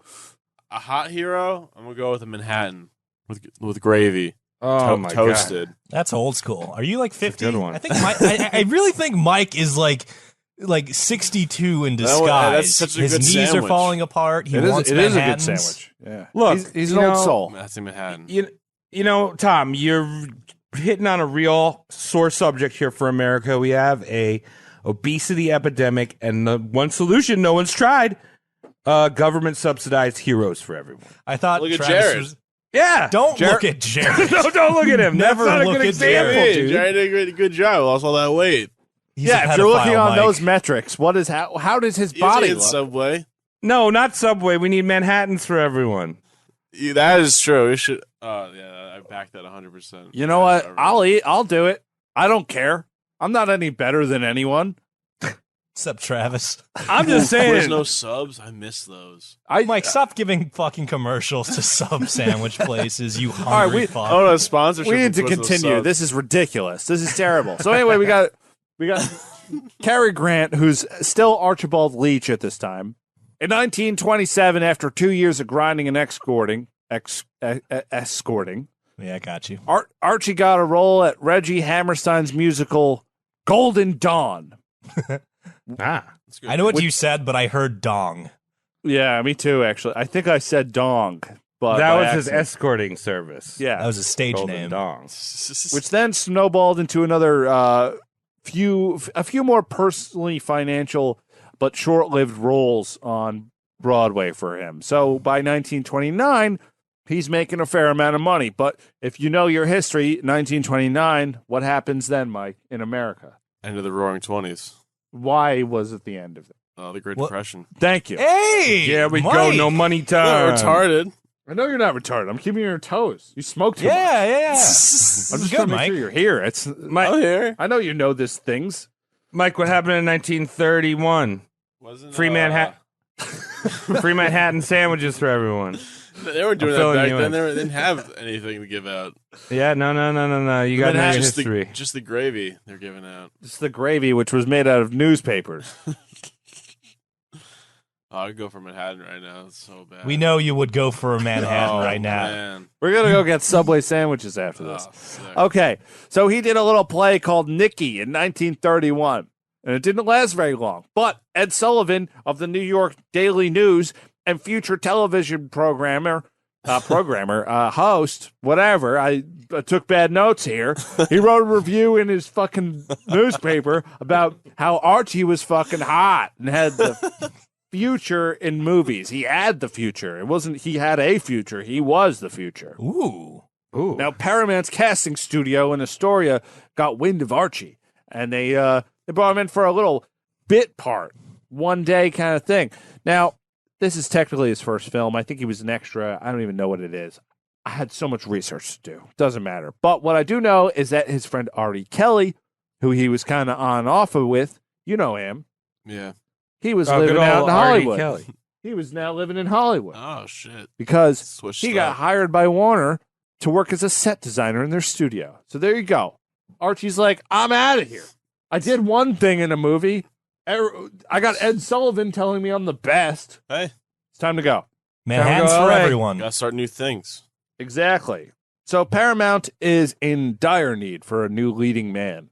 They had a slew of box office disappointments. And I think we talked about this before on the show, but back in like the 30s and even up until like the 60s, studios would gain exclusive rights to actors to keep them on payroll. I know we talked about this with Marlon Brando. If you're new to the show, namaste. Yeah, Audrey Hepburn was like about Hepburn. Elizabeth Taylor, the one that we did. Yeah, all these the golden era of Hollywood people, they had exclusive contracts with studios, and they could go work with another studio, but the studio that owned their contract would get like a cut of it, and it kind of made it so it was in house. So Paramount, this is who we're dealing with now. They're still around. I don't know if you've heard of them. They need a new man, so they're out there looking for their new boy. Wait, did they find Jackie Chan? Eventually, Oh, but that's later. okay. Don't spoilers. Now, once in Hollywood, he was swept into the fold by Paramount founder B.P. Schulberg. He invited Archie over for dinner somehow, just through a meeting and yada yada yada. And then the next day, had him do a screen test with his own goddamn wife. Oh, so he's like, "Hey, come over. My wife is making noodles tonight. You want to have some noodles?" Oh, yeah, sure, mister. I'm real hungry. And then he comes over. He's like, "Boy, mister, these noodles are so good. So you want to do a scene with my wife?" It's like, "I've already been an escort, mister." It's like, "All right, do a scene with my wife right now." Do it You're right hired. now. I have noodles for you. You ever have a noodle before that was like so limp that it wasn't enjoyable? Like just it's disintegrated in Yeah. your mouth. Yeah, it's not al dente. It's like Steve Dente. Yeah, I've had that Steve before. Dente. Not a pleasant taste. It's not good. So anyway, I'm just letting you guys know now that while we are taking a lot of time discussing the buildup of Cary Grant, the finest man, Handsome. this is not a long script. This sounds like it's going to be It's a all long good. script. I'm just letting you know. I see it in your face. You look Cary tired, Grant. Mike. No, I'm fucking here. All right, good. I love when you're here, man. I love this. I'm I fucking- missed you. This guy is so sexy right now. I'm fucking can't stop thinking about his fucking butt chins. Well, fuck it. Oh, He would have liked it. Wow. he went Okay. there. So Schulberg, after the screen test, he invites Archie into his office, and he's just like, "I'm going to sign you for a 5-year deal, but I got one condition. You know that name of yours, Archie Leach, sucks." Yeah, it does. That's a gross ass fucking name. Yep. Leech. Like what the fuck? It's terrible. So I believe that they took his name Cary from the role that he was playing. I think the character in Nicky that he was discovered in, that character was named Cary Lockwood. Okay. They took the Cary, but they were like, Lockwood's it's a mouthful, so they went with Grant because that was just a thing. Well, So now we have it's- Cary Grant. He exists now. He's born. Oh, Yay! congratulations. Yeah. Sex, Hey. sex in a bottle. I mean, I'm glad he wasn't in The Lion King because then there would have been like Mufasa Abraham or Mufasa Lincoln. Yeah, right? Oh. Oh. Yeah, that doesn't go. Now, he gets his contract. Now, Cary gets a little weird. He's not terribly weird. I'd still keep him in good company. He's worth it. Yeah. He's worth every dime. So, Cary's obsession with his looks takes over. He showers 3 times a day. Oh no. He's staring into the mirror for hours, working that's on not his good. facial expressions. Mm. He wants to really make sure he's got that on lock. Your face is a muscle, just like your anus. So it's good to work it out every now and then. But This 10 is minutes smile a day. a lot. 10 minutes a day. Do you ever do face kegels? Face kegels, right? What's that? You fucking scrunch your face or some shit? You just pretend you're giving a blow jerk, Oh. right? You just pretend you're oh. And if you don't like men, you just pretend it's Cary Grant. Hey. Now, one of the weirder things was that he started brushing his teeth. Like, What a fucking weirdo. no, but a lot. Oh. Like this Like is too much? He always had his brush and a little toothpaste. I think they had like powdered toothpaste back then because it was the 1920s. They didn't have any extra liquid, Oh, like cocaine in it too. possibly. Possibly. But he was the kind of guy. He smoked 20 packs. He smokes 20 cigarettes a Holy day, shit. and he brushed Do you know his what teeth this every is? time. Do you know what this smells like to me? What's because he's like satiating oral fixation with smoking and frequent like teeth brushing. This sounds like bulimia. He never gets bulimic. It sounds like it though. Yeah, Like, I know what you mean because.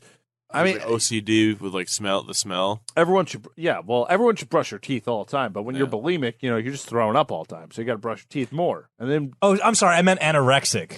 so eating just disorder? not eating. Yeah, so like he's tricking his mind into thinking he's eating by satiating a lot of oral fixation I via can see smoking and teeth brushing. No, you know what? He picked up a nasty drinking habit, but everyone does in Hollywood. That it's a requisite. yeah. As you pour yourself scotch. Oh, I would love to be considered the Cary Grant of podcasting. Can we do that, guys? Yeah, sláinte. Yeah. Nobody's buying that, but that was a sympathy. Yeah. Yeah. This is a podcast. Yeah, All right, Tom, yeah. hold on. Serious note. This is a podcast called Roast Mortem. No one could make fun of me just now. Yeah, Nah, sure. dude. Yeah, I do. It's all you. That feels terrible. I hate doing this. No one was allowed to. What would you Well, want us I'm to just- say? I'm just saying, Tom, you want to come over for some noodles later? Shut up. No.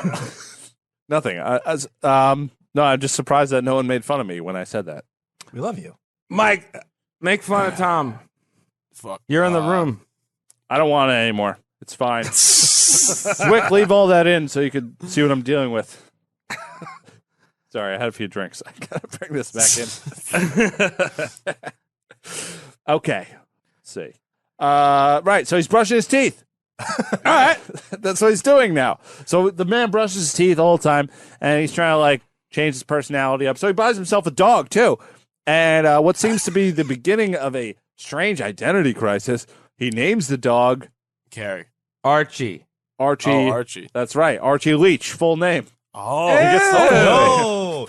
the leech part too. Oh. Yep. That's weird. Now, his first role in 1932 is This Is the Night as a supporting character who's basically a cuck. Oh. All right. Wow. Grant was pretty upset after seeing the final cut of the film. He felt Like a that. porno? No, it's not like he's not like cucking in the room. It's like Oh, you what just know alludes it's to just it. going on in the background. He gets his wife stolen from him, Oh. and he's like, "Well, pretty that's how sad. the movie ends." He's not like, He's pretty he's like an optimistic guy. Like it's his, "No, Mike, he's a cuck. oh, He's Did you a." ever watch Othello, Mike, or see Othello, or read Othello? Othello. Sounds familiar. That's that video game, right? It was a board game. Was it a board game Othello? Never mind. Maybe I see it. I'll know it. I'll It's the show one it to with you. it's one with all Desdemona. the cards. And you got to rack all the cards up on Windows. Or am I getting mixed up with the mines? That's Minesweeper. So All right. fucking now. Okay, Get away. it's late. I got to Let's- pee. God damn it. That was bad. Yeah, why'd you guys not make fun of me? Did I miss? I've been drinking too. What was the thing to make fun of you over? I just said the most ego-inflated thing ever. Yeah, but this is a show called Roast Mortem. You're supposed to be like, you're not that handsome, Tom. You're not that. You don't sound good. Well, Tom, you're very handsome. No, it's fine. It doesn't matter what you actually think. Come on. If you actually Gotta think touch I'm a handsome or nice or boob. whatever, you're supposed to shit on me, as I shit on you sometimes, as I shit on Cody. Yeah. Come on, guys. I want the spirit to thrive. I don't know. Say yeah. Not Well, I much mean, in you could be in there next to Cary Grant if you didn't look like you were like a burn victim. That'd be mean though. Yeah. God damn it! That's the point I of the feel show. bad about that. I don't know how to Okay. be mean. What are you guys talking about? How I'm not mean? Yeah, I was collecting thought. I was like, why are none of you mean? This is the show. It's a show's called Roast Mortem. You're a dick. I don't like you. Fuck you, Tom. I fucking hate you. Yeah, what do you live in this? I hate this fucking Cary fuck. Guys, it's too little, too late. You ever My- heard that from a girlfriend before? What? You ever heard that? You know, What did you just say? when a girlfriend's just like, "You're too like this," and they start never had a doing that, girlfriend. and then they go, "Oh, well, it's too little." Cody, you live in the sewer. I don't like you. Hey, Cody, what the There you fuck? go. Why? can live with Let's that. just go to Cody. What the fuck, Cody? So anyway, Zwick, we're rolling back in. You can leave it all in. Just cut out any dead air, because that's not fun. Okay. So Grant sees the final cut, and he's just like, well, that kind of sucked. He felt as though the first 3 rolls he did were not really like, it wasn't going very well. His contract he wasn't making him a lot of money. And he was like, these first 3 rolls, I want to act, but I don't fucking get this shit. But he stuck with it, and after a few more rolls, he was cast in Blonde Venus, in which Grant plays a mean-ass pimp-ass. That's cool. Wait, so he's selling ladies' razor blades. Well, he's selling one specific, I'm your Venus. I'm your something. I don't know what this is. Wow. Imagine that sponsorship for Roast Mortem. That's what we need. There's no women. We have a lot of lady listeners. Why not? Right. And I'm sure our lady Okay. listeners choose to do whatever they want with their leg hair, which is Yeah. fun. Let it grow. Let it grow. And then Braid it. when we get our spot, wait for our sponsorship, ladies. And when you want that fresh, smooth to the touch feeling, that Yeah. silky leg calf that everyone misses so much. Oh, God, please get that hair off. That's what we've all been thinking. Kind of like on the long side. And And then that time, you know what I mean? type in our promotion code. Yeah. Go to Venus.com and type in roast did it. And then Yeah. and then Your you'll shins don't need and then they'll bangs. just ship that shit for free. They'll ship it right Your to your shin- legs. Tom sent you. I'll tell you. Yeah, I won't get arrested again. After a few more rolls, like I said, he's this fucking pimp now. So now we got Gary. We got Grant. He's playing a devilish. He's not like a pimp. He's like A nice we pimp. see him. No, he's not nice either. So here's what goes on in the story. You got a lady. Her husband's got a cancer of sorts. He needs help. They need money. Yeah. So basically, he makes this woman be unfaithful to the husband to get the money. So there's a bit of a moral predicament there, as Hollywood always tries to teach us how to be with it. Okay. Brave little toaster. Right? Why is the toaster brave? It just makes toast. Good Gotta point. throw your morals in there. You know what I'm Sure. saying? Really good point. True, very true. Okay, so I know what you're gonna think, but I got some bad news for you, guys, and ladies and what? gentlemen, everyone listening. I'm not going to talk about every Cary Grant movie. I know you want to hear about that shit. I was kind of waiting for that part. I know, Tom, I'm sorry, you're a dick, Tom. I Yeah, don't that's like you. I fucked bet up. you'd knock over my ice cream cone in the sewer. I think he would. I think Tom told me that before. He was talking about Yeah. that shit, how much You're- he fucking hated you. yeah. I can't. Tom's such a dick. You on. guys, Let's go. everyone. Tom was talking to me about mad shit before. Well, you Like know, what? dude. What was he doing to you? He was just, doing that, the Tom thing. Yeah, there was one time I was watching The Matrix 2 on DVD, and Tom ejected it and snapped it in half. And I was like, "You're an Really? You asshole." did that? Fucked Well, up. that's because Tom's Okay. a dick. Let me clear something up. I didn't do that, but I would. The Matrix 2 is a terrible movie. If I saw you in Cody's home eating ice cream, I would consider throwing it down on the ground. Because I live in a sewer. Yes, you do, as of this episode. Welcome back to, Hawaii has sewers, right?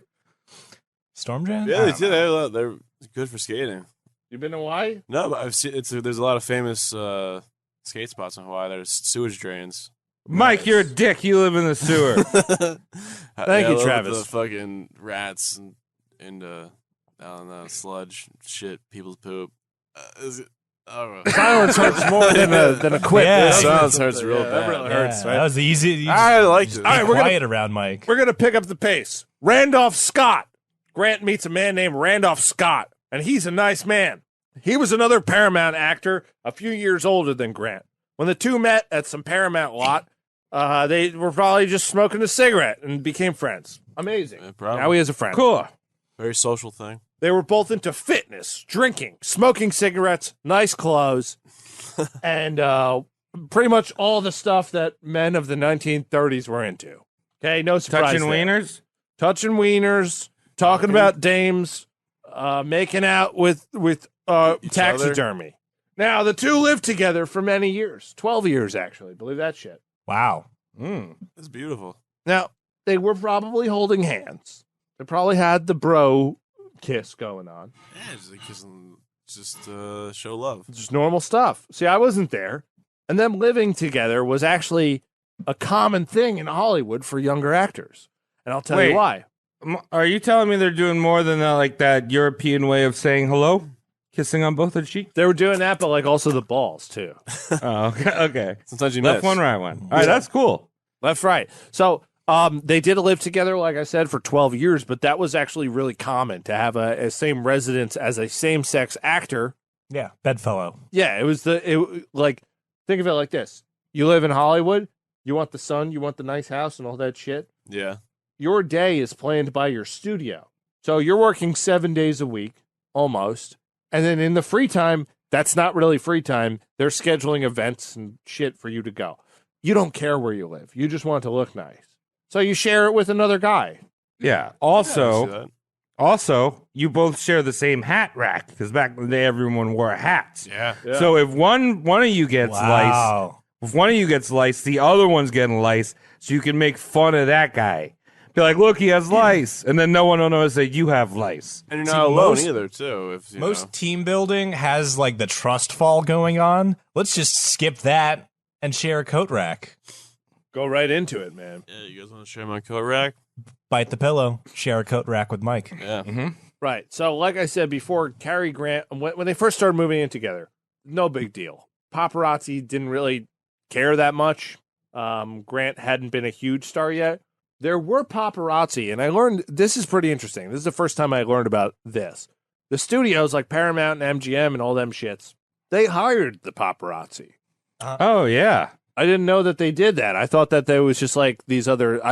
They hired the paparazzi, but the intention was to keep the actors in line for other Really? paparazzi. So there were independent circulations, and then they would hire their own.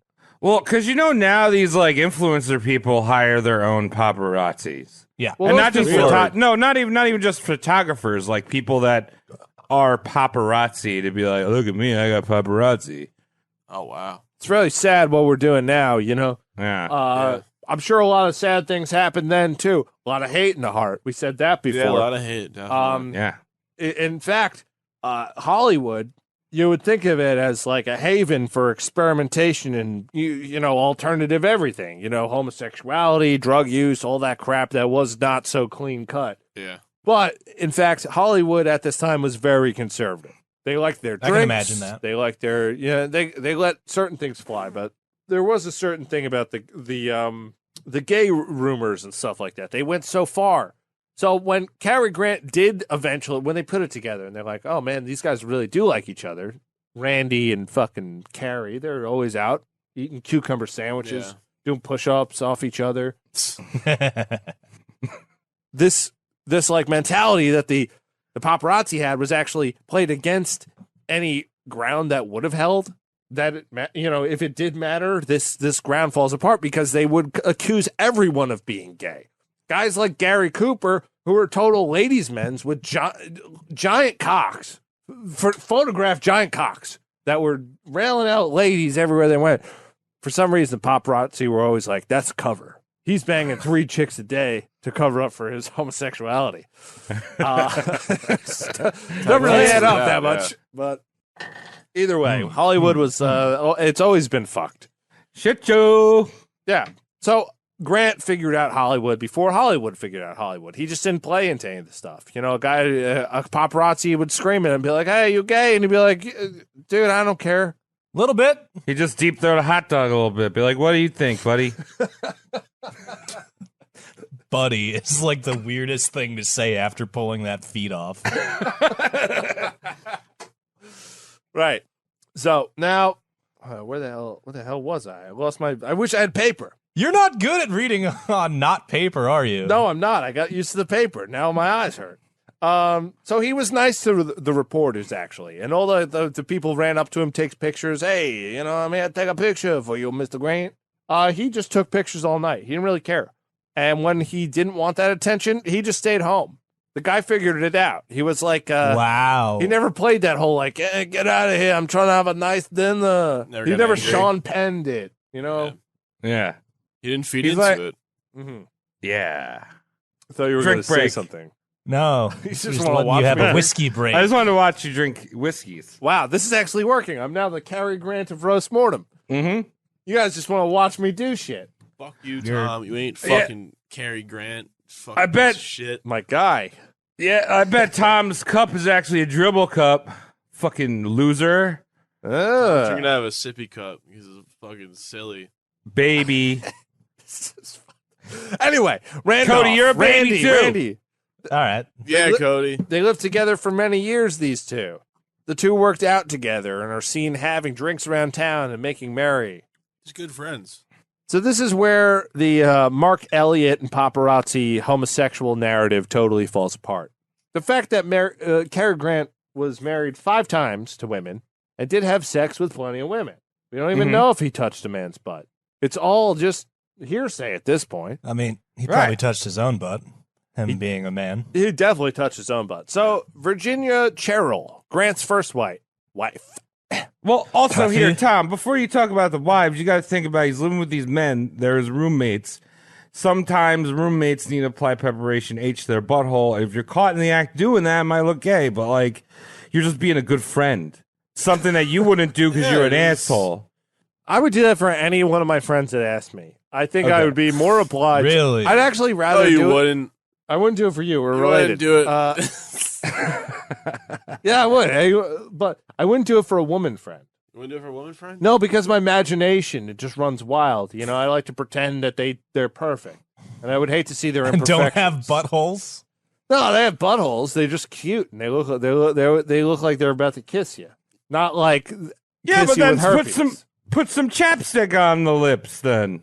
Yeah, On the industrial turd I'm talking cutter? about hemorrhoids right now. This is ridiculous. We need to move along. That's a disgusting. human being. Do we? Guys, I have a short episode here, and making we've it been long. recording for a very long time.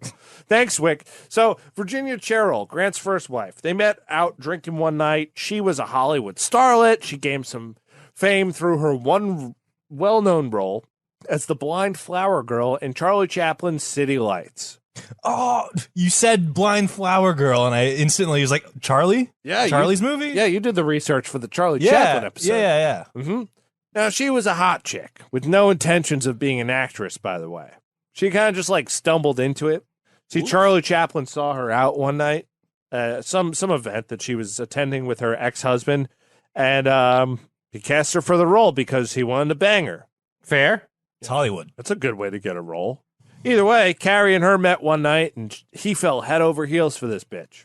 Now, Randy was pretty jealous of this at the time. He goes, "Hey, what's this bitch doing over here? Can we have sex Oh, that's or something?" I don't know. I wasn't there. Yeah. So he said mean things about her behind her back and was a sourpuss about the whole thing. When they started dating, he's just like, "Yeah, bitches just, Cary, I know you've been seeing that Virginia lady, but she smells. I hear she keeps onions up her skirt. Yeah, to show Saves off her them. Yeah, cooties. shaves her onions. Shaved onion. Shaves them underneath her skirt and saves them for later for a nice stew for her husband. What a whore. It's a bad stew. To be fair, I've had better stews.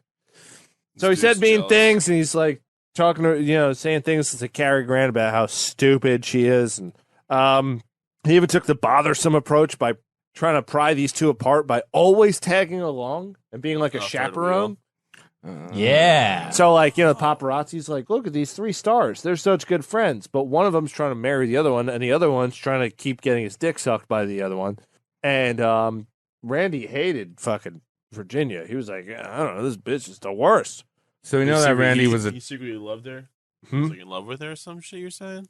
Well, Randy was in love with Grant. Oh. And Grant, being the ever fluid, perfect specimen he is, yeah. understands that the timing comes and goes. He loved him at one point. Now he's moving on to Virginia.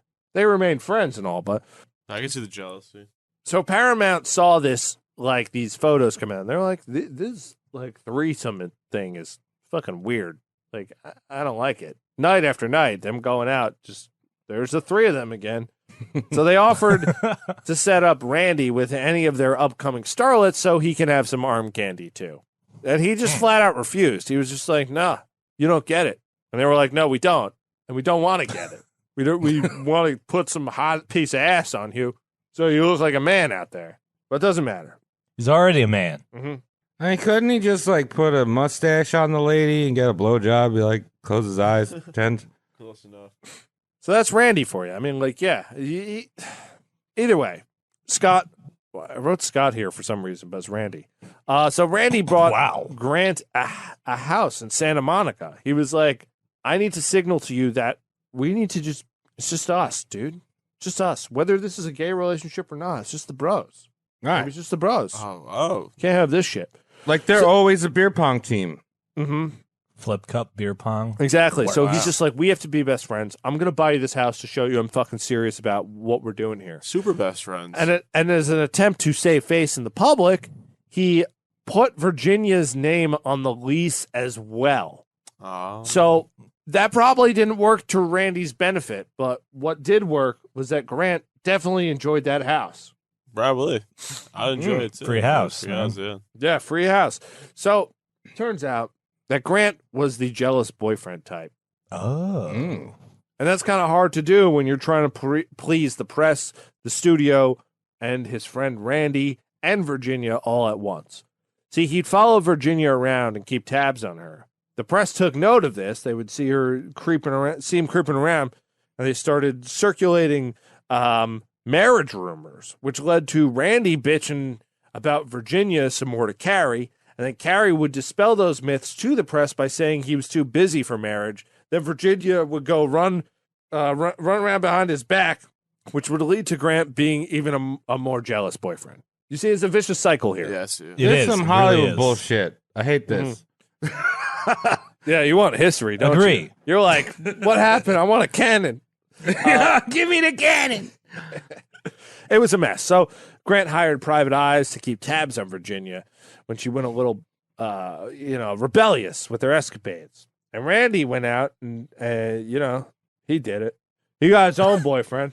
Girlfriend. that's Excuse me. He got his own girlfriend provided by the studio eventually. Now Grant felt really alone because he's just like, my dude's got a girlfriend. My girlfriend is terrible.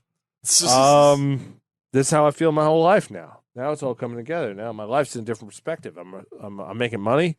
Oh my God, I'm still alone. Yeah, it's the money can't buy you happiness. Yeah, that's right, Mike. I don't know about that. MDMA is for sale always. True. Now, what can be said about Grant is that he had no idea how to deal with women. Over the course of his life, like I mentioned, he was married 5 times, Virginia being the first, February 9th, 1934.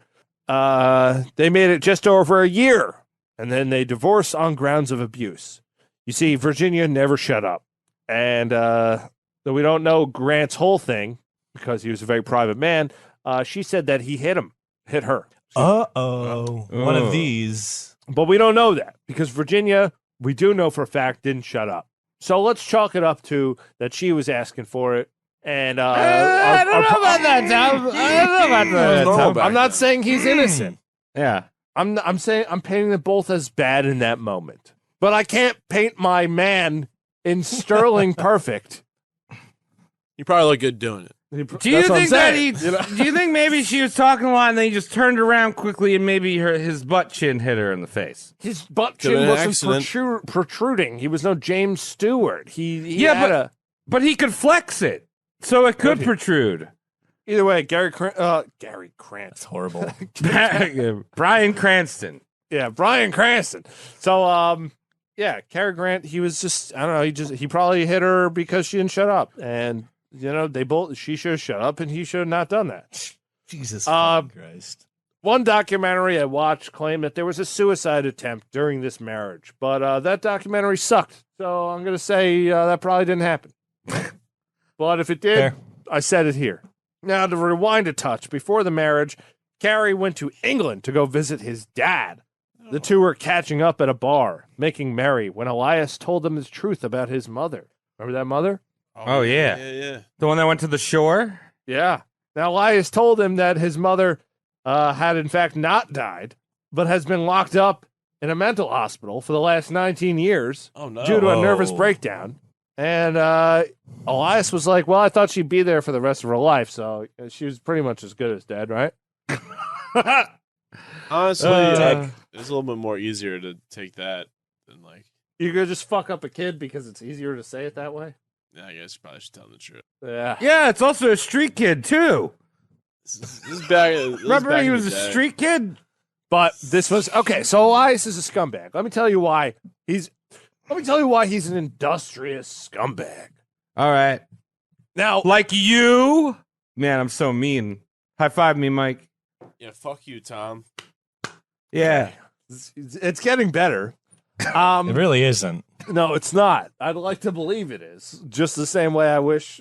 Yeah. Whatever. Cody doesn't even wear Shut pants. Yeah, Cody, put some pants on. So, yeah. Comfortable. Yeah. Superman. Superman, no pants.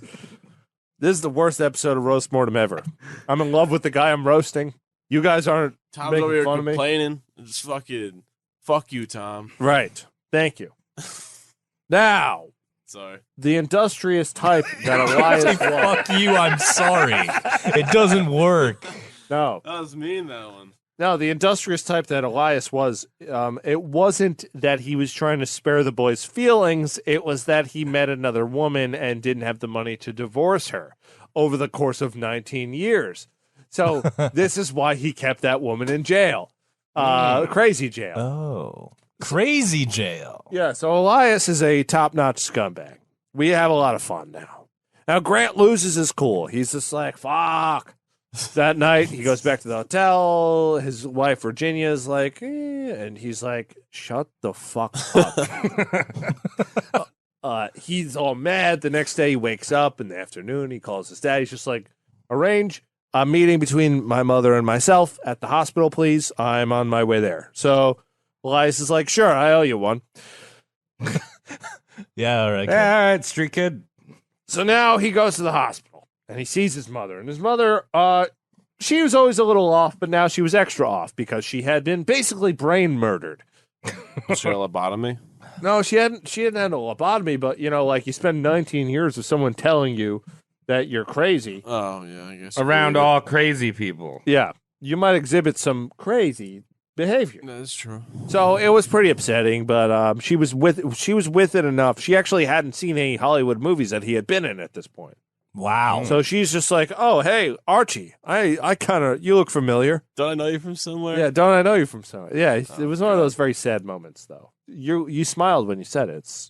I did. You're sick. He's thinking about a Manhattan still. I Right. am. So anyway, Godsend. the meeting was terrible for Archie. He was glad his mother was alive, but it kind of fucked with his head and made him all paranoid for the next few weeks. He was convinced that he had cancer when he saw a little blood in his shit. And he claimed publicly that he had some kind of precancerous condition to his colon. and that was all Really? fixed via radiation. But no medical records were ever found that back that. Oh, what a narcissist. Now, with that being said, he lost his mind for a little bit. This is not this guy. He brings it back together. He's like, I'm fucking Cary Grant. I went crazy for a month, and now I'm normal. Easy. He pulls it back together. Oops. Father that he just rekindled the relationship with, even though he was a fuckhead, drinks himself to death. Bam. Done. No more dad. Oh, yeah. Yeah. So now we're going to bounce around a bit because, look, after all this shit, the guy's on top of the world. I'll be honest with you. Yeah, I don't want to hear about him being on top of the world. Right. So I'm just going to talk about a couple things, then we're going to wrap the episode up because it's really about how does Cary Grant become Cary Grant? Amazing. He's up top. Now it's not that fun anymore. He was very private, nothing else to talk about. So he quit working for Paramount, and his agent made some kind of weird contract with a bunch of other studios like that were overlapping, which was the first time this was done in Hollywood. So he reinvented how Hollywood actors actually got deals. That's pretty cool. Very nice. It's very thoughtful of him. You got a good agent. Yeah. Mhm. His next wife, Barbara Hutton, married her in 1942. Now, she's one of the world's richest women. Oh, smart of him. I would like to do... yeah, very smart. I would okay, actually Mike. like to do some kind of episode on her, maybe a masterclass series about rich people. There's not lots of information. I mean, there's a 5-hour movie about her called Poor Little Rich Girl.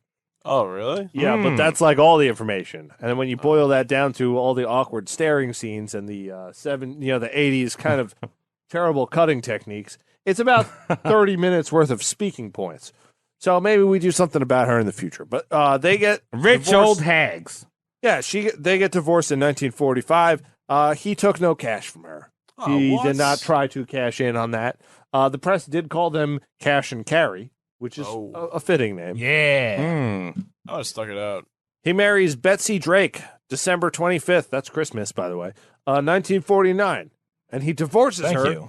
August 14th, 1962. This is his longest marriage. Not much Not happens. Christmas, by the way. Not even close. Then we got Diane Cannon.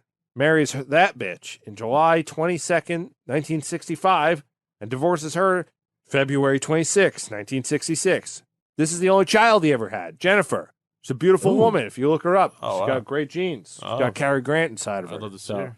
type her in, Jennifer. Google Grant. exists, motherfucker. Is he doing any drugs? I heard that he did acid. I'm getting there. Jennifer Yes. Okay. Grant. Over the course of his career, some of his bigger roles like North by Northwest, Bringing Up Baby, Penny Serenade, To Catch a Thief, he amassed a fortune of $60 million. And that's in 80s money, which is the equivalent to double today. That's a lot of fun. That's a lot of cheese. You could buy with that. There's a lot of cheeses. Cary Grant was very smart with his money. He made all kinds of business investments, and he was one of the first guys to take percentages as an actor. So get those points. He bought stock. Points. He bought Paramount stock. He got all that shit. I think some of his jobs, like some of his MGM jobs, he just took stock instead of pay, and that ended up working out for him. So it's good for him. Yeah. Cary Grant started working with Alfred Hitchcock. We know that. Wow. Oh, he's on the list, dog. He's coming.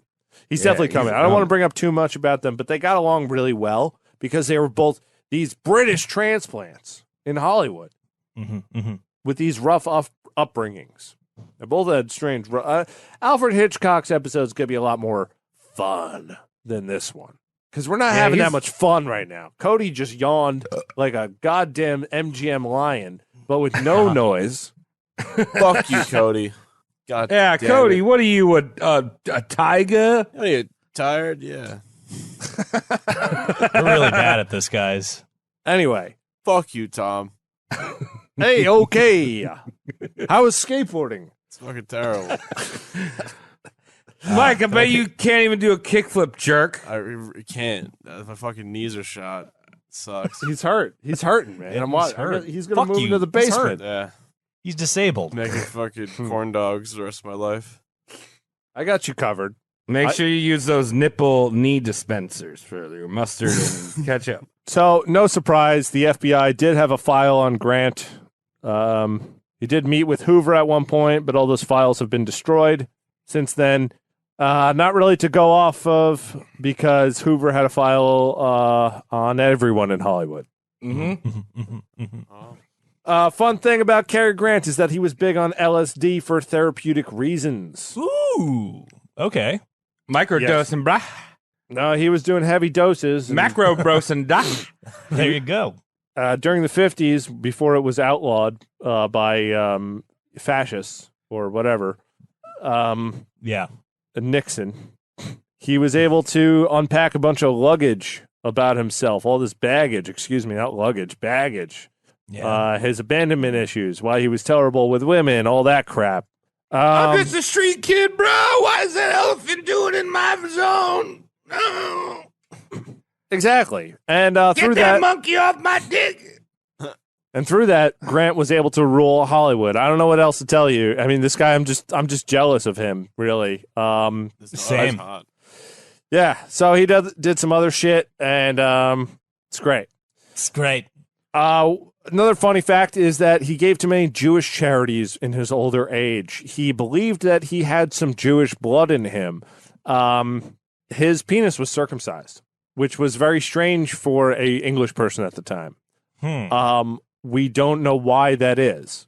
But Do you think he nodded off himself? No, I think that's a terrible thing to say about this nice man. Well, I don't know. I mean, he's very concerned about his beauty. He might be concerned about the trimming of his penis bushes. There's Crust builds up in the skin. I heard. Yeah, and then you gnaw it out like a beaver. So many incorrect things being said right now. I'm having an aneurysm. There is a theory that his father wasn't Elias, and that he was a Jewish man that Elsie made love to once, and then had that baby.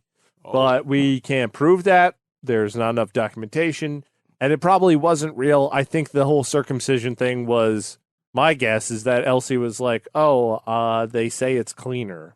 I'll do this newfangled thing. Isn't that why everyone in America has it? Yeah, pretty much. But she was doing it in England, where it's not even that common today in England. Yeah, no. So it's just a weird thing. I don't know. I don't know exactly what happened. I think in the future they should instead of just do a circumcision, they should perm it out, right? Like fro pick on the skin. God. On the skin, so it makes like a pom pom at the You want top. volumizing. You want it to look like volumizing skin. you want it to look like the end of a Thanksgiving turkey leg with the little holder on it. Do you ever see them pull taffy? Yeah. Oh, Yeah. Yeah. Very nice. here we are, ladies. Flesh tone taffy pulling. Hit me up if you've ever been with a man that had an anteater taffy skin. I want to know about it. You really don't. Now, one other fun thing that happened is Chevy Chase in the 80s when he was getting big. Apparently, he was on some talk show, September 1980. Tom Snyder's talk show Tomorrow. He compared Chevy Chase. I know it sounds retarded, but he compared Chevy Chase to being the new Grant. Oh. And Chase responded, I understand he was a homo. He was brilliant. What a gal. Ha ha ha ha ha. So Chase's comment, Grant heard about it, and he was like, well, I'm going to sue you now because you're an asshole, Chevy Chase. This is Hollywood. Yep. This Well, is no, Hollywood. Chevy Chase is a dick. He is. Who likes Chevy Chase? If you like Community, you're a racist. I even think Chevy Chase likes Chevy Chase. Yeah, I've never heard anything good about personal encounters with him.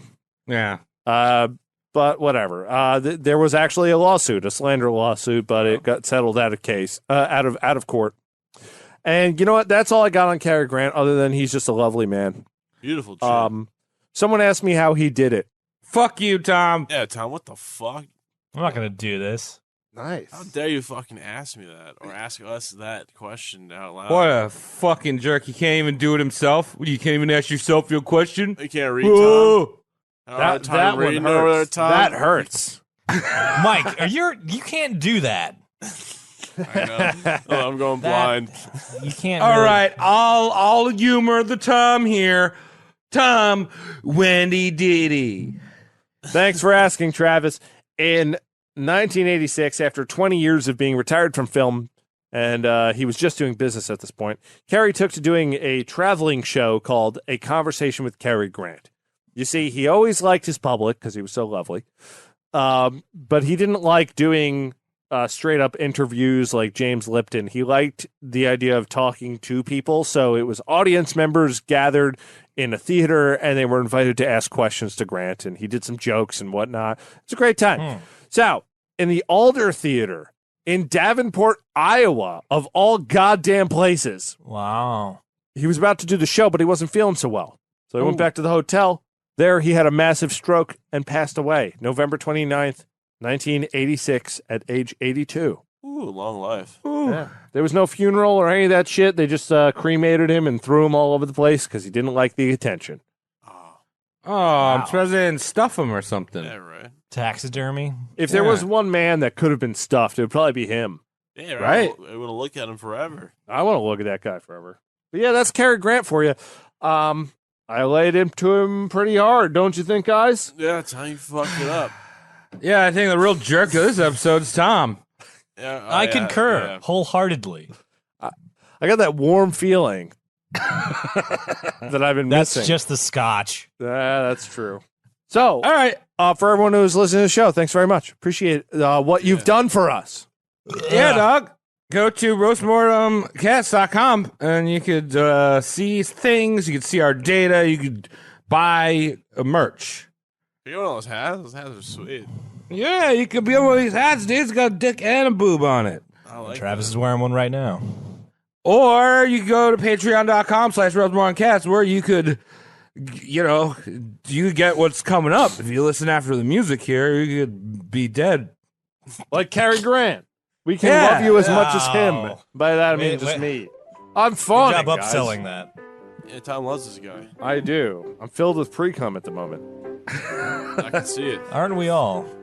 Just oozing out the eyeballs. Yep. And so, thanks for everything, everyone who listens to this goddamn show. Mike, it's nice to have you back in studio. This feels great. Guys, we did it. Does it? Yeah. Woo, we did it. Ooh. All right. Bye, eggs. Thank you, Shane. Danky. Love you. Dang. Oh, where is this? Where am I? Is this the end of the show? The fuck is going on here? Congratulations, Travis. How was your week? I'm just kidding. No. Wait, we already did all that. I know. Wait, this is what we usually do. Sometimes not. It's unusual. I play. Usually what we do sometimes. Very good, sir. So this is obituaries. This is where we will give a great obituary to our Patreon supporters Love you guys. who hit a certain tier. Tier boys. Uh-huh. Yeah, tears for crying. We're going to give you the tears. And without further ado, Cody, who's on Oh. Chopper Boy? That's confusing. First up to be obituized is the one, the only Mike McKenna, and he's one of our delicious patrons. He registered his account with a slightly atheistic email address. I'm not going to dox him, but it's mildly harsh. Is it Glenn Criticism. Benton at gmail.com? I told you I wouldn't fucking dox him. Okay, Tom. it's a heavy hole joke. So, knowing that he's slightly atheistic with an email account address that's in suit, he's checking the inbox one day and he realizes there's an email from nearly anonymous sender. And he's like, what's this about? And then he goes in and it's just like subject line, heard you talking shit, body of the email, flagpole 2:00. And Mike's like, whoa, what the fuck's that about? Oh, Like, shit. what's going on? And he goes to the flagpole, waits until 2:00, and sure enough, it's fucking Christman Jay, just already there waiting for him, Okay. smoking a cigarette in his Letterman jacket. You know what I mean? Mike rolls up and he's like, "Oh shit, I guess we're doing this." And then suddenly, the 12 apostles like form like a fight ring Okay. around the JC two. JC would gang up on you. Just saying. He would be prepared to surprise you. Probably touch you. That's With like fish. what he likes doing. Yeah, with fish, with walking on water, all sorts of fucking trickery. Right, you you know know, what I mean? David's Like, Blaines. You know what I mean? Like, you think he's going for like a fucking block with his hand, but you just punch through it because that's where like he was crucified and the nails went through, and then he just twists your wrists and break it. So the two like start like fucking tussling. You know what I mean? Good old schoolyard tussling. A holy tussle. Yeah. And I don't know if you know this, but Jesus is super handy with like the fucking sucker punches and high kicks. It's just like, whoa, that guy's quick and flexible for being, you know, around 2,000 years old. There's a lot of squats in the A lot of afterlife. squats. It's important to be there's bobbing, There's flexible. weaving. He's spry. He's spry is what I'm saying. Yep. And like Mike's in there, he's taking him as well as he's dishing him out. He's starting to like break down like the phytology behind Jesus. He's starting to like get into the combos, and before like Mike can capitalize on figuring out Jesus moves, you know, Jesus pulls out his fucking ultimate. You know, the Jesus meter was full, and he hits like, you know, the neutral B, and the ultimate comes out. Is it called the Nazareth throat fuck? Yeah. The Nazareth throat fuck. Thank you, Tom. But a side effect of the Nazareth throat fuck is he turns the 70% water makeup in your body into wine. Oh. And our friend Mike instantly dies from alcohol poisoning. But he's losing drunk. to Jesus. He died drunk.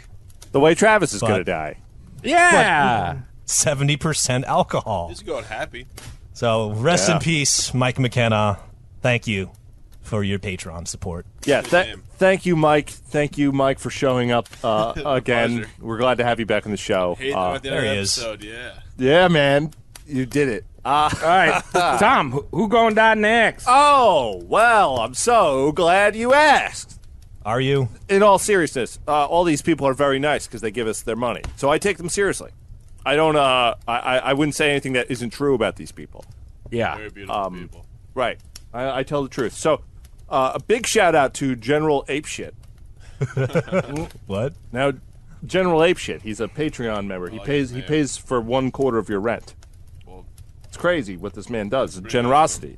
So, Right, your old Chris Kringle. right. So, General Apeshit, you could imagine someone with the name Apeshit, especially a general, like he's professional at just going crazy, you know. Smoking and freebasing various powders is a specialty of his. Oh, wow. Not Okay. filing his taxes. Never really checking his oil.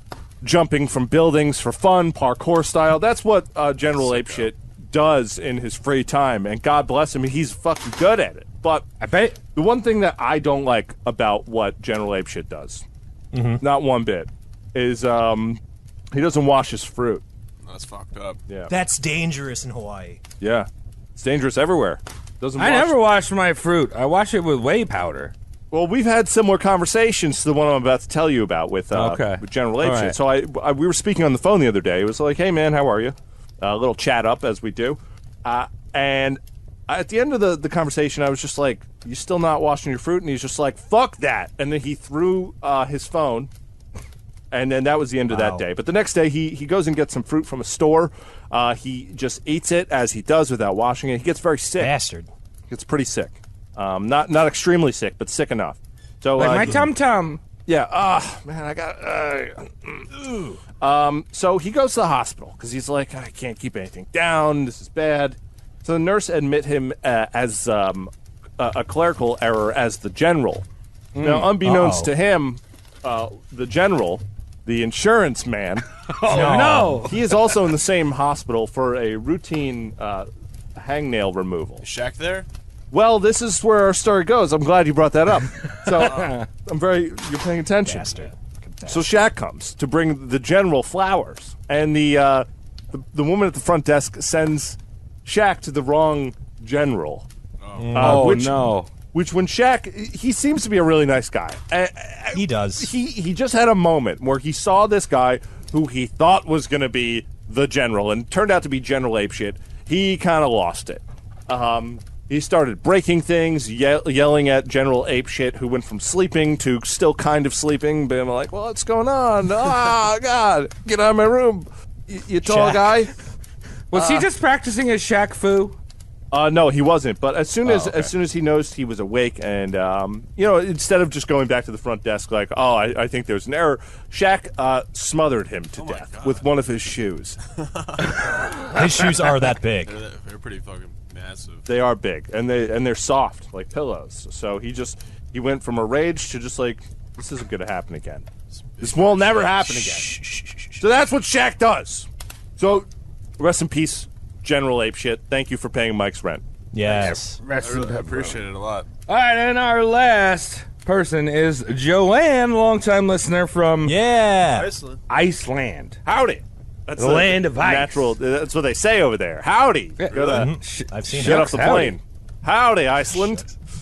So, Joanne, it's part of like Scandinavia area, cold lands. They got Eskimo reindeers, York. Mushrooms. What else they got up there? I don't know. Maybe But snow? the one thing they got up there is in Norway, which is like their neighbors. They have the seed bank. You guys ever hear about that seed bank? Yeah, the seed bank. Yeah, I heard about that. Mike, do you know what the seed bank is? Like a sperm bank. Close. It's like if the world needed a nut, where would it get it from? Like a nut, like a real nut, Like a nut. like a nut, or Like a disgusting nut. you gotta go to a sperm bank, right? Yeah, Sperm, exactly. yeah. So, Travis, elaborate. I'm sorry. So yeah, the seed bank is a place up in Norway in the cold. Is a bunker that has every type of plant seed or fruit seed. It's just stored away in case we get blown up, the earth gets destroyed, but somehow this one bunker's okay. So Joanne is up there and she's like, all right, let's check this place out. She goes down there. I don't know, they did like a tour. She's like, that's their only visitor because she just walking in the middle of the tundra. Son of a bitch. Of course. Seed bank. She's going on the tour and she sees like a door that's kind of open a little bit, and like it says, "Do not entry, personnel only." So she's like, all right, let's Do see not what they got entry. in there. General personnel only. Yeah. So she opens the door and she sees an Illuminati meeting going down. Men in black robes. Whoa. They're pulling people up from the center of the earth to Floating join pyramids? with the meeting. Wow. This is something you can definitely trace back to sources. I can verify the story.